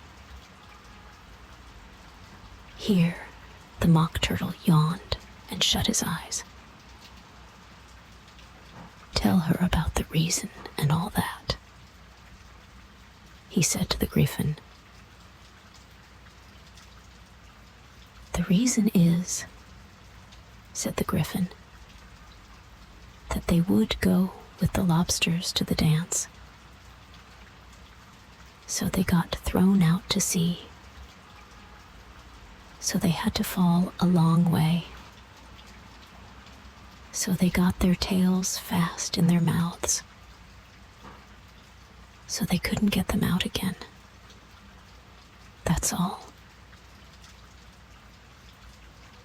Thank you, said Alice. It's very interesting. I never knew so much about a whiting before. I can tell you more than that if you like, said the Griffin. Do you know why it's called a whiting? I never thought about it, said Alice. Why? It does the boots and shoes, the Griffin replied very solemnly. Alice was thoroughly puzzled. Does the boots and shoes? She repeated in a wondering tone. Why, what are your shoes done with? Said the Griffin. I mean, what makes them so shiny? Alice looked down at them and considered a little before she gave her answer. They're done with blacking, I believe. Boots and shoes under the sea, the Griffin went on in a deep voice, are done with a whiting. Now you know. And what are they made of? Alice asked in a tone of great curiosity. Soles and eels, of course, the Griffin replied rather impatiently. Any shrimp could have told you that. If I'd been the whiting, said Alice, whose thoughts were still running on the song, I'd have said to the porpoise, Keep back, please. We don't want you with us." They were obliged to have him with them, the Mock Turtle said. No wise fish would go anywhere without a porpoise. "Wouldn't it really?" said Alice in a tone of great surprise. "Of course not," said the Mock Turtle. "Why, if a fish came to me and told me he was going a journey, I should say, 'With what purpose?'" "Don't you mean purpose?" said Alice. "I mean what I say," the Mock Turtle replied in an offended tone. And the Griffin added, "Come, let's hear some of your adventures." "I could tell you my adventures, beginning from this morning," said Alice, a little timidly. "But it's no use going back to yesterday, because I was a different person then." "Explain all that," said the Mock Turtle. No. The adventures first," said the Griffin in an impatient tone. "Explanations take such a dreadful time." So Alice began telling them her adventures from the time when she first saw the White Rabbit. She was a little nervous about it just at first. The two creatures got so close to her, one on each side, and opened their eyes and mouths so very wide. But she gained courage as she went on. Her listeners were perfectly quiet till she got to the part about her repeating, "You are old, Father William," to the caterpillar, and the words all coming different. And then the Mock Turtle drew a long breath and said, "That's very curious." "It's all about as curious as it can be," said the Griffin. "It all came different," the Mock Turtle repeated thoughtfully. "I should like to hear her try and repeat something now. Tell her to begin." He looked at the Griffin as if he thought it had some kind of authority over Alice. "Stand up and repeat. 'Tis the voice of the sluggard," said the Griffin.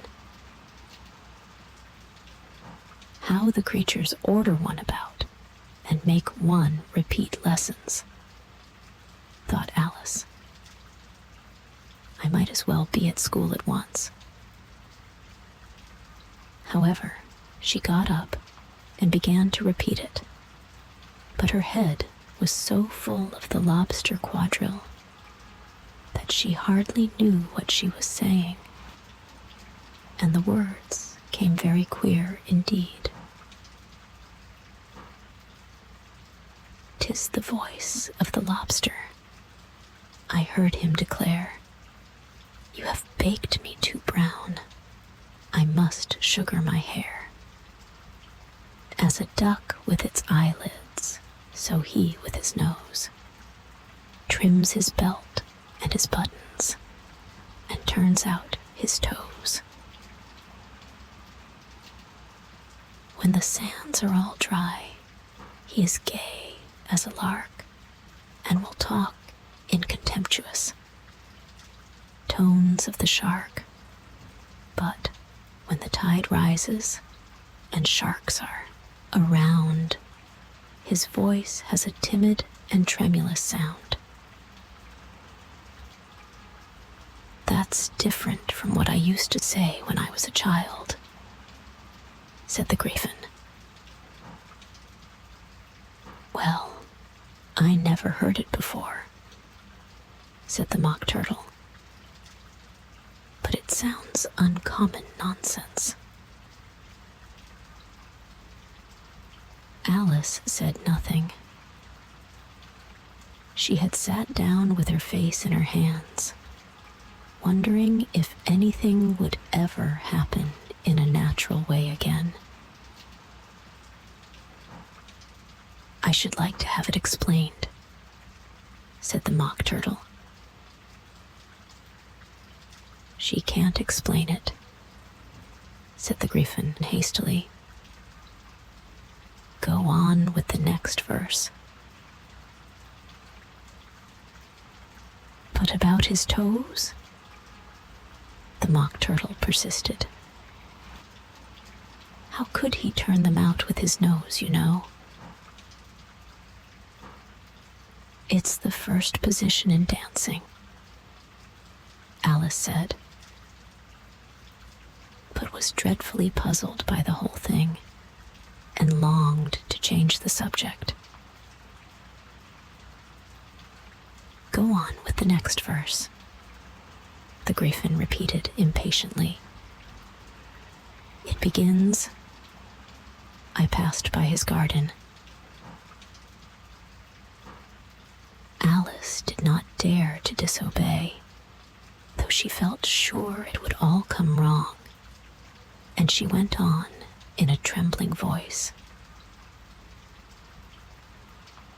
I passed by his garden and marked with one eye how the owl and the panther were sharing a pie. The panther took pie crust and gravy and meat, while the owl had the dish as its share of the treat. When the pie was all finished, the owl, as a boon, was kindly permitted to pocket the spoon, while the panther received knife and fork with a growl, and concluded the banquet. What is the use of repeating all that stuff? The Mock Turtle interrupted. If you don't explain it as you go on. It's by far the most confusing thing I ever heard. Yes, I think you'd better leave off, said the Griffin. And Alice was only too glad to do so. Shall we try another figure of the lobster quadrille? The Griffin went on. Or would you like the Mock Turtle to sing you a song? Oh, a song, please, if the Mock Turtle would be so kind. Alice replied, so eagerly that the Griffin said, in a rather offended tone,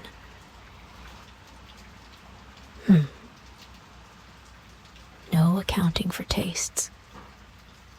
Sing her turtle soup, will you, old fellow? The Mock Turtle sighed deeply and began, in a voice sometimes choked with sobs, to sing this. Beautiful soup, so rich and green, waiting in a hot tureen. Who for such dainties would not stoop? Soup of the evening, beautiful soup. Soup of the evening, beautiful soup. Bo, ootiful sou, oop. Bo, ootiful sou, oop. Sou, oop of the evening, beautiful, beautiful soup. Beautiful soup. Who cares for fish, game, or any other dish? Who would not give all else for two? Pennyworth only of beautiful soup? Pennyworth only of beautiful soup. Bo, ootiful sou, oop. Bo, ootiful sou, oop. Sue, oop of the evening, beautiful, beauty, full, soup. Chorus again, cried the Griffin, and the Mock Turtle had just begun to repeat it when a cry of the trial's beginning was heard in the distance. Come on, cried the Griffin, and taking Alice by the hand, it hurried off without waiting for the end of the song. What trial is it? Alice panted as she ran. But the Griffin only answered, Come on, and ran the faster, while more and more faintly came, carried on the breeze that followed them, the melancholy words. Sue, oop of the evening, beautiful, beautiful soup. Chapter 11. Who Stole the Tarts? The King and Queen of Hearts were seated on their throne when they arrived, with a great crowd assembled about them. All sorts of little birds and beasts, as well as the whole pack of cards. The knave was standing before them, in chains, with a soldier on each side to guard him. And near the king was the White Rabbit, with a trumpet in one hand and a scroll of parchment in the other. In the very middle of the court was a table with a large dish of tarts upon it.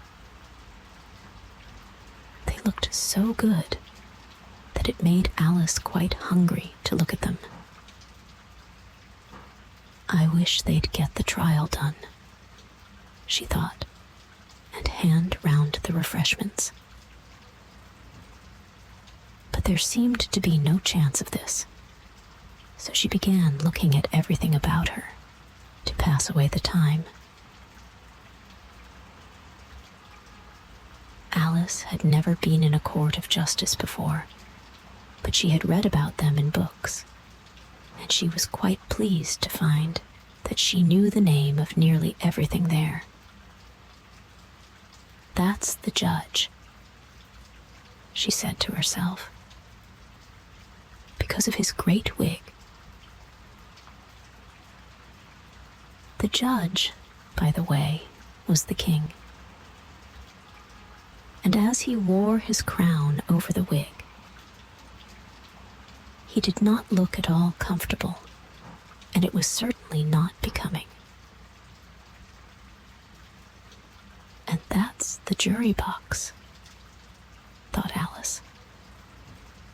And those 12 creatures. She was obliged to say creatures, you see, because some of them were animals, and some were birds. I suppose they are the jurors. She said this last word 2 or 3 times over to herself, being rather proud of it. For she thought, and rightly too, that very few little girls of her age knew the meaning of it at all. However, jurymen would have done just as well. The 12 jurors were all writing very busily on slates. What are they doing? Alice whispered to the Griffin. They can't have anything to put down yet, before the trial's begun. They're putting down their names, the Griffin whispered in reply, for fear they should forget them before the end of the trial. Stupid things, Alice began in a loud, indignant voice, but she stopped hastily, for the White Rabbit cried out, "Silence in the court!" and the king put on his spectacles and looked anxiously round to make out who was talking. Alice could see, as well as if she were looking over their shoulders, that all the jurors were writing down stupid things on their slates, and she could even make out that one of them didn't know how to spell stupid, and that he had to ask his neighbor to tell him.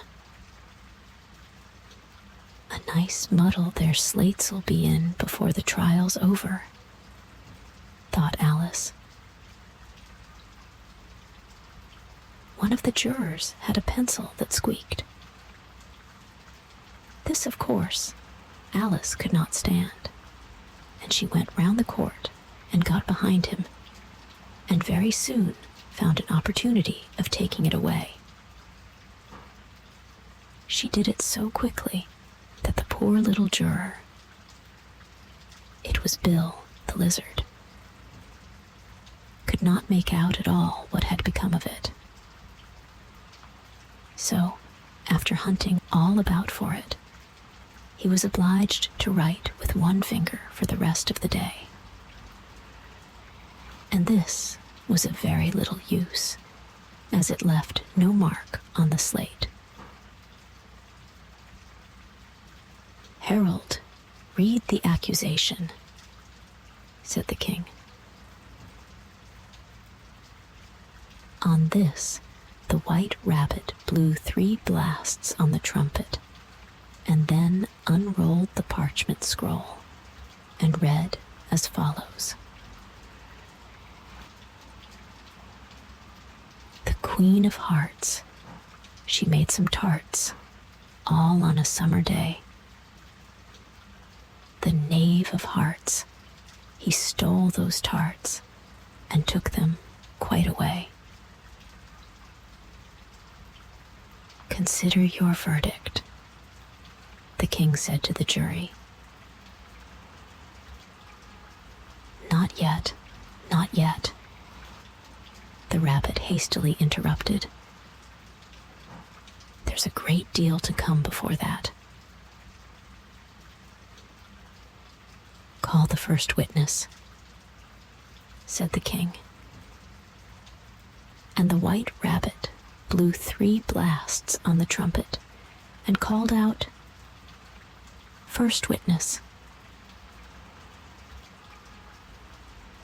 The first witness was the Hatter. He came in with a teacup in one hand and a piece of bread and butter in the other. "I beg pardon, Your Majesty," he began, "for bringing these in, but I hadn't quite finished my tea when I was sent for." "You ought to have finished," said the king. "When did you begin?" The Hatter looked at the March Hare, who had followed him into the court, arm in arm with the Dormouse. 14th of March, I think it was," he said. 15th, said the March Hare. 16th, added the Dormouse. Write that down, the king said to the jury, and the jury eagerly wrote down all 3 dates on their slates, and then added them up and reduced the answer to shillings and pence. Take off your hat, the king said to the Hatter. It isn't mine, said the Hatter. Stolen, the king exclaimed, turning to the jury, who instantly made a memorandum of the fact. I keep them to sell, the Hatter added as an explanation. I've none of my own. I'm a Hatter, Here, the queen put on her spectacles and began staring at the hatter, who turned pale and fidgeted. "Give your evidence," said the king. "And don't be nervous, or I'll have you executed on the spot." This did not seem to encourage the witness at all. He kept shifting from one foot to the other, looking uneasily at the queen, and in his confusion, he bit a large piece out of his teacup instead of the bread and butter.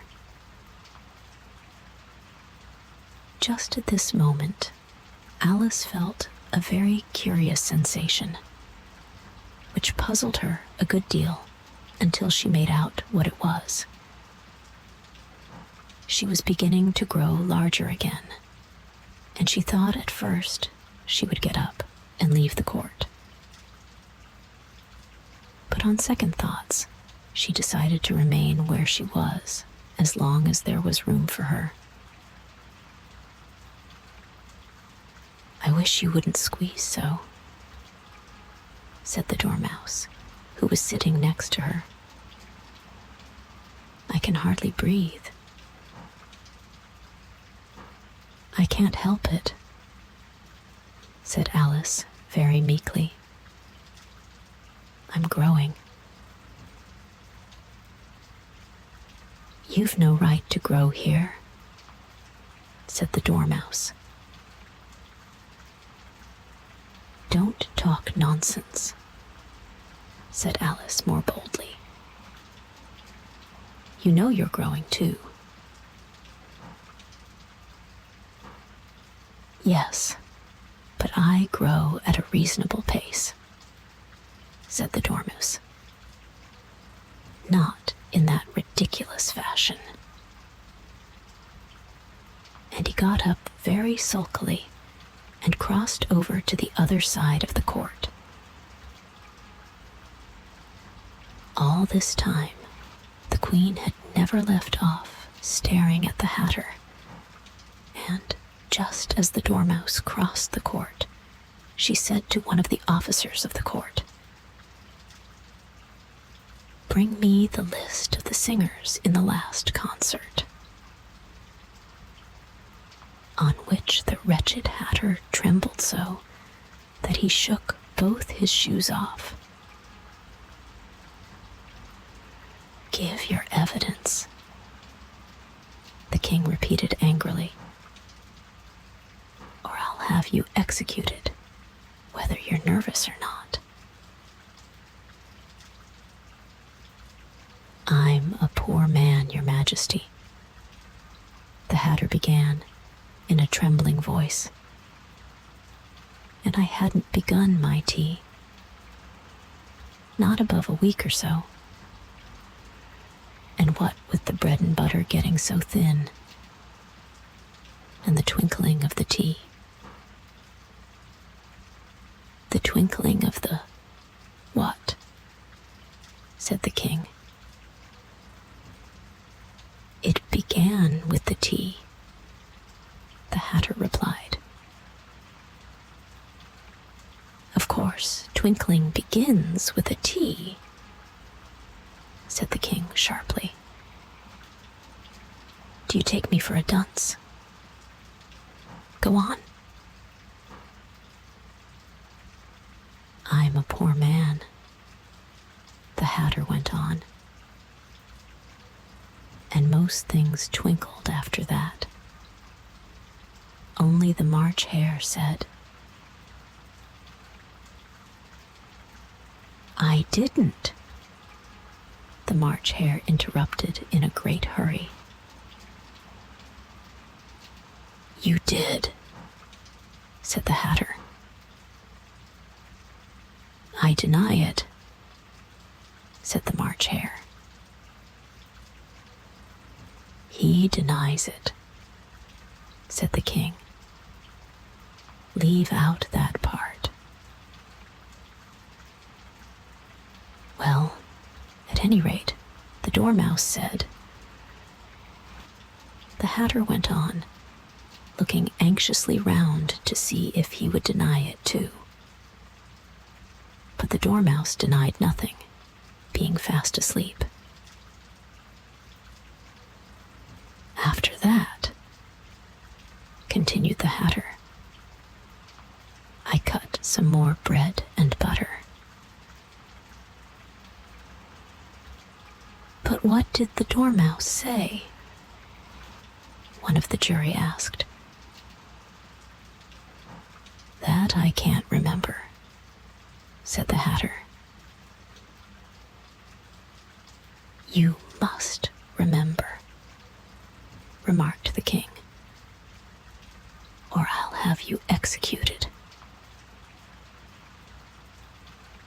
The miserable Hatter dropped his teacup and bread and butter and went down on one knee. I'm a poor man, your majesty, he began. You're a very poor speaker, said the king. Here one of the guinea pigs cheered and was immediately suppressed by the officers of the court.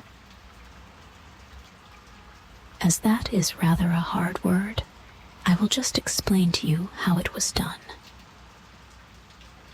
They had a large canvas bag, which tied up at the mouth with strings.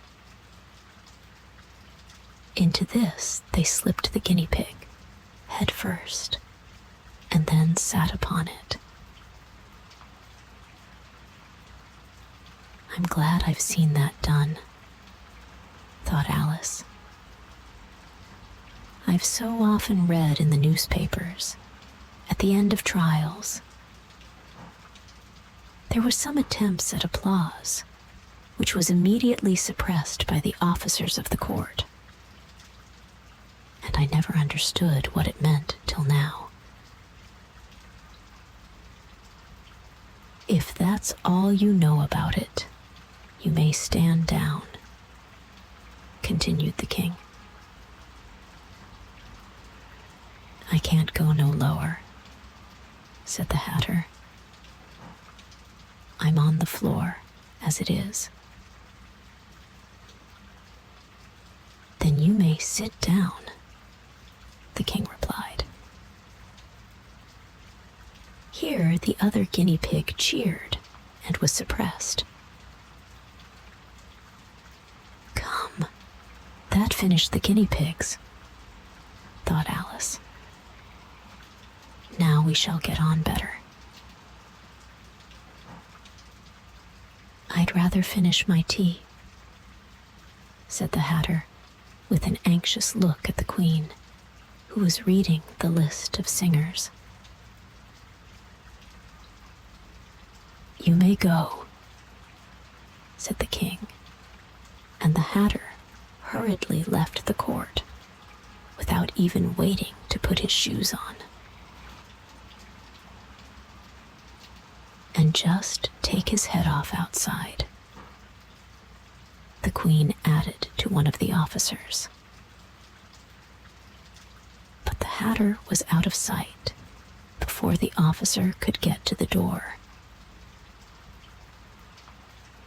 Call the next witness, said the king.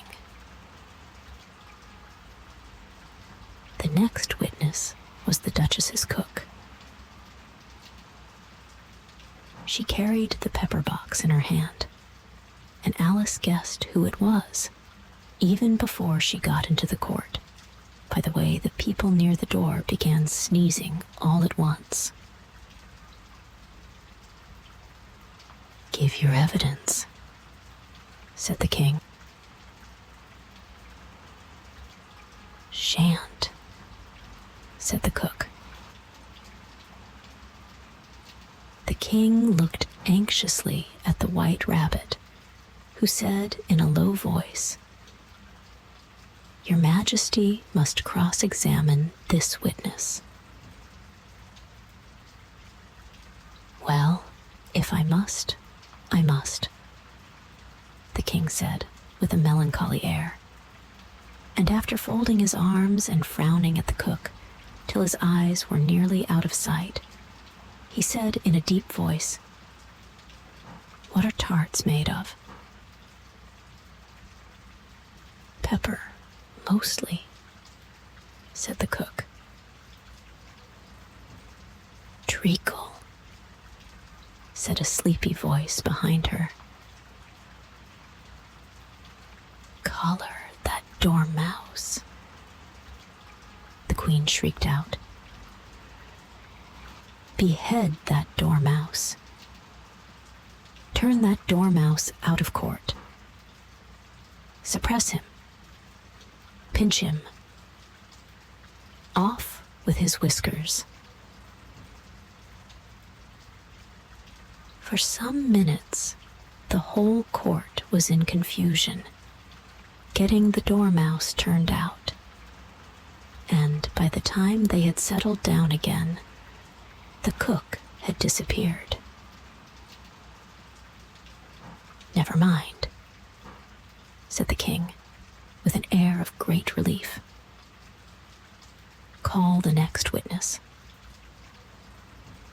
And he added in an undertone to the queen, "Really, my dear, you must cross-examine the next witness.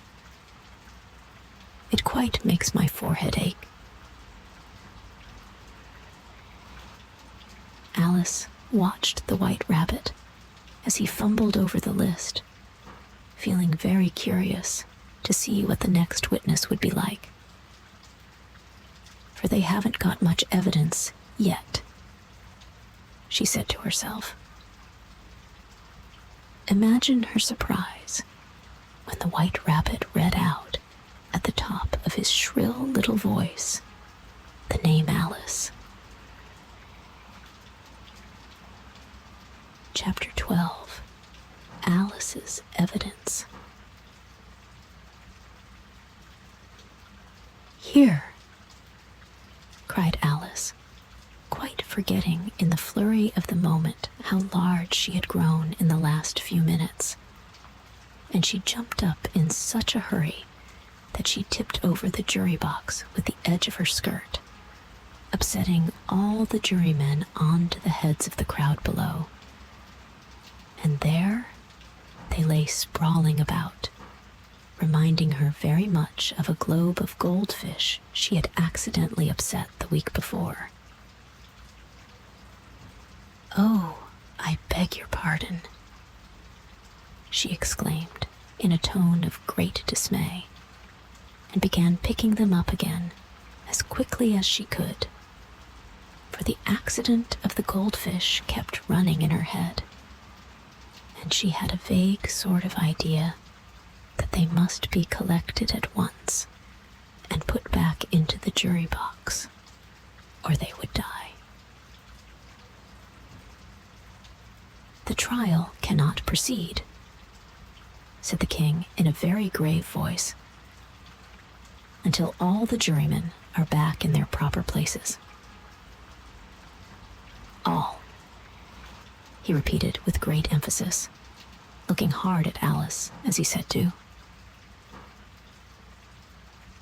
Alice looked at the jury box and saw that, in her haste, she had put the lizard in head downwards, and the poor little thing was waving its tail about in a melancholy way, being quite unable to move.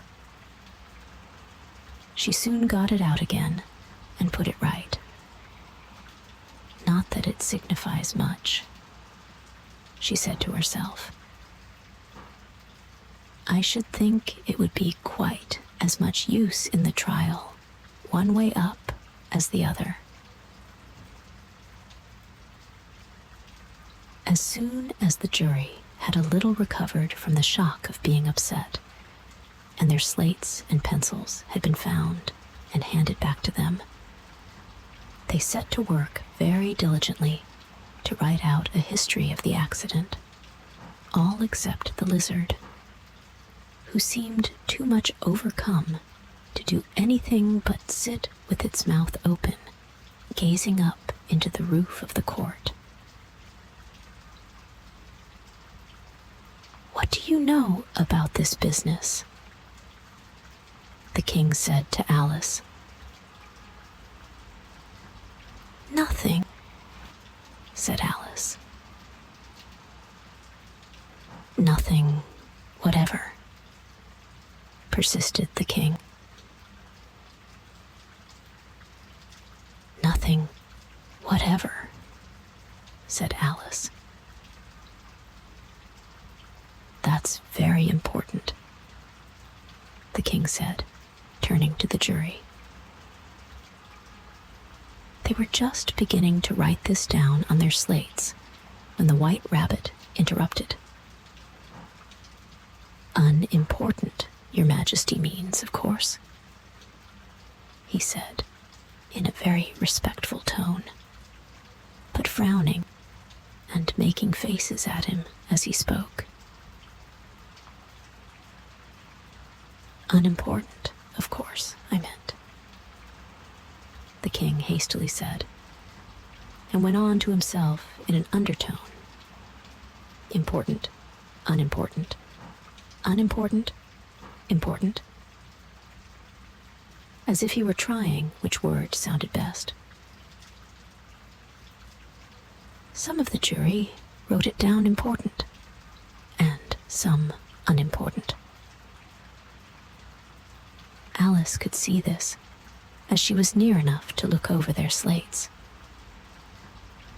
"But it doesn't matter a bit," she thought to herself. At this moment, the king, who had been for some time busily writing in his notebook, cackled out silence and read out from his book. Rule 42.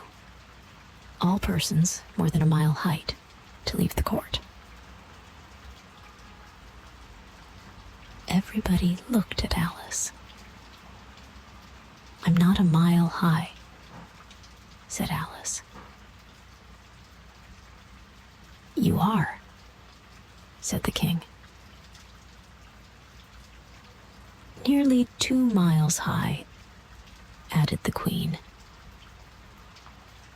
"Well, I shan't go, at any rate," said Alice. "Besides, that's not a regular rule. You invented it just now." "It's the oldest rule in the book," said the king. "Then it ought to be number 1, said Alice. The king turned pale and shut his notebook hastily. "Consider your verdict," he said to the jury in a low, trembling voice. "There's more evidence to come yet, please your majesty," said the White Rabbit, jumping up in a great hurry. "This paper has just been picked up." "What's in it?" said the Queen. "I haven't opened it yet," said the White Rabbit. "But it seems to be a letter written by the prisoner to somebody." "It must have been that," said the king. "Unless it was written to nobody, which isn't usual, you know." "Who is it directed to?" said one of the jurymen. "It isn't directed at all," said the White Rabbit. "In fact, there's nothing written on the outside." He unfolded the paper as he spoke and added, "It isn't a letter, after all. It's a set of verses." "Are they in the prisoner's handwriting?" asked another of the jurymen. "No, they're not," said the White Rabbit. And that's the queerest thing about it. The jury all looked puzzled. He must have imitated somebody else's hand, said the king. The jury all brightened up again. Please, your majesty, said the knave. I didn't write it, and they can't prove I did. There's no name signed at the end. If you didn't sign it, said the king, that only makes the matter worse. You must have meant some mischief, or else you'd have signed your name like an honest man. There was a general clapping of hands at this. It was the first really clever thing the king had said that day. That proves his guilt, said the queen. It proves nothing of the sort, said Alice. Why, you don't even know what they're about. Read them, said the king. The White Rabbit put on his spectacles. Where shall I begin, please, your majesty? He asked. Begin at the beginning, the king said gravely, and go on till you come to the end, then stop. These were the verses the White Rabbit read. They told me you had been to her and mentioned me to him. She gave me a good character, but said I could not swim. He sent them word I had not gone. We know it to be true. If she should push the matter on, what would become of you? I gave her one, they gave him two. You gave us three or more. They all returned from him to you, though they were mine before. If I or she should chance to be involved in this affair, he trusts to you to set them free, exactly as we were. My notion was that you had been, before she had this fit, an obstacle that came between him and ourselves and it. Don't let him know she liked them best, for this must ever be a secret kept from all the rest between yourself and me. That's the most important piece of evidence we've heard yet, said the king, rubbing his hands. So now let the jury. If any one of them can explain it, said Alice. She had grown so large in the last few minutes that she wasn't a bit afraid of interrupting him. I'll give him 6pence. I don't believe there's an atom of meaning in it. The jury all wrote down on their slates. She doesn't believe there's an atom of meaning in it. But none of them attempted to explain the paper. If there's no meaning in it, said the king, that saves a world of trouble, you know, as we needn't try to find any. And yet, I don't know, he went on, spreading out the verses on his knee and looking at them with one eye. I seem to see some meaning in them after all.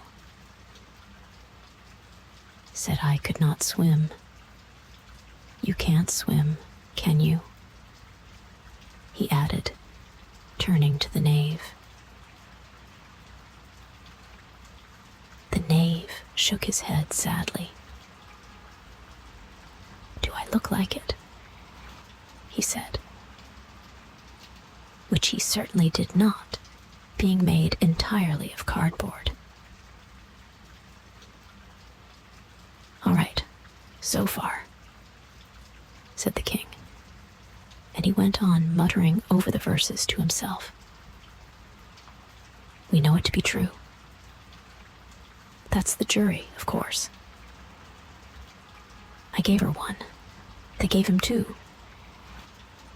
Why, that must be what he did with the tarts, you know.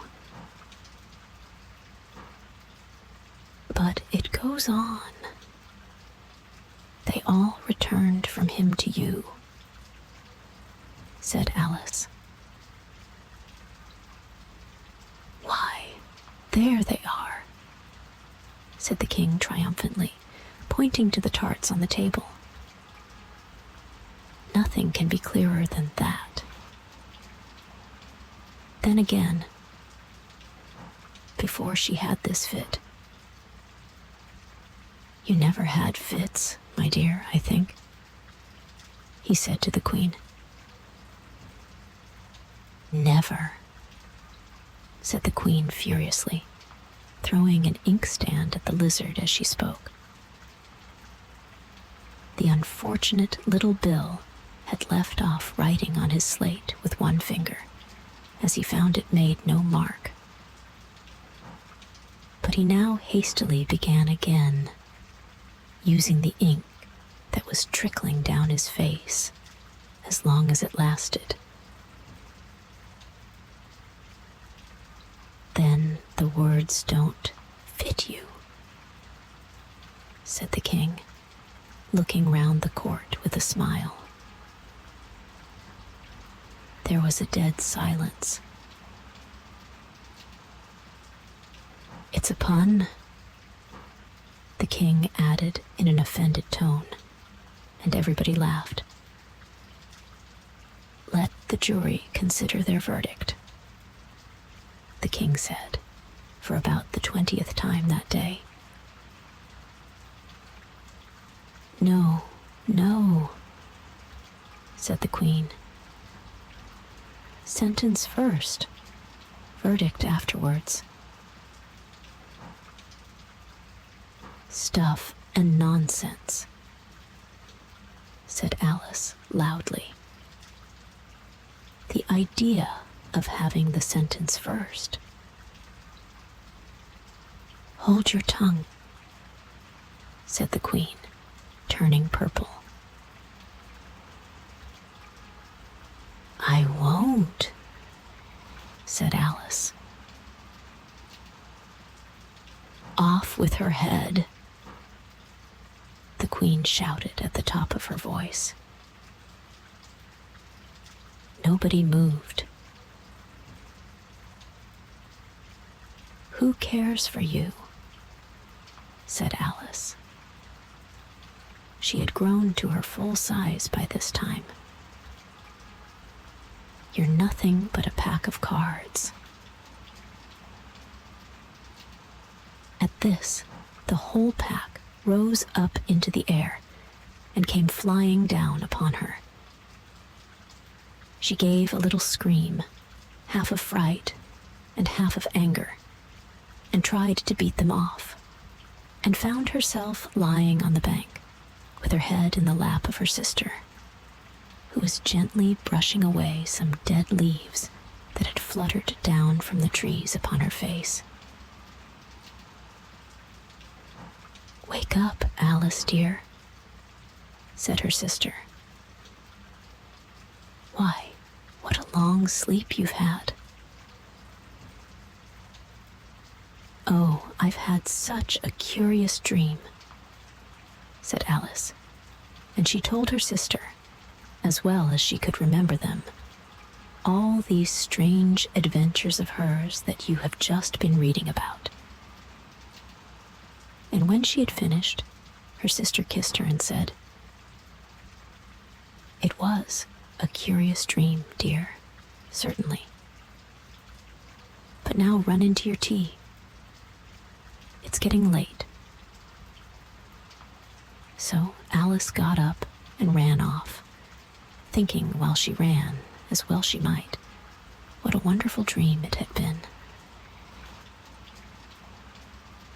But her sister sat still just as she left her, leaning her head on her hand, watching the setting sun, and thinking of little Alice and all her wonderful adventures, till she too began dreaming after a fashion.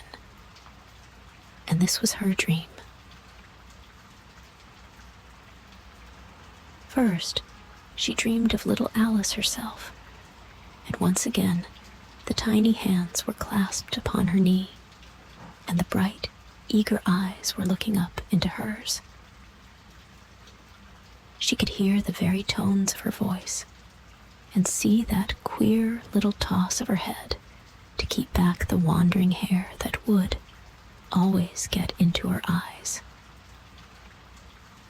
And still as she listened, or seemed to listen, the whole place around her became alive with the strange creatures of her little sister's dream. The long grass rustled at her feet as the white rabbit hurried by. The frightened mouse splashed his way through the neighboring pool. She could hear the rattle of the teacups as the March Hare and his friends shared their never-ending meal, and the shrill voice of the Queen ordering off her unfortunate guest to execution. Once more the pig baby was sneezing on the Duchess's knee, while plates and dishes crashed around it. Once more the shriek of the griffin, the squeaking of the lizard's slate pencil, and the choking of the suppressed guinea pigs filled the air, mixed up with the distant sobs of the miserable mock turtle. So she sat on, with closed eyes, and half believed herself in Wonderland, though she knew she had but to open them again, and all would change to dull reality. The grass would be only rustling in the wind, and the pool rippling to the waving of the reeds. The rattling teacups would change to tinkling sheep bells, and the Queen's shrill cries to the voice of the shepherd boy, and the sneeze of the baby, the shriek of the griffin, and all thy other queer noises would change, she knew, to the confused clamor of the busy farmyard, while the lowing of the cattle in the distance would take the place of the mock turtle's heavy sobs. Lastly, she pictured to herself how this same little sister of hers would in the aftertime be herself a grown woman, and how she would keep, through all her riper years, the simple and loving heart of her childhood, and how she would gather about her other little children and make their eyes bright and eager with many a strange tale, perhaps even with the dream of Wonderland of long ago, and how she would feel with all their simple sorrows and find a pleasure in all their simple joys, remembering her own child life and the happy summer days.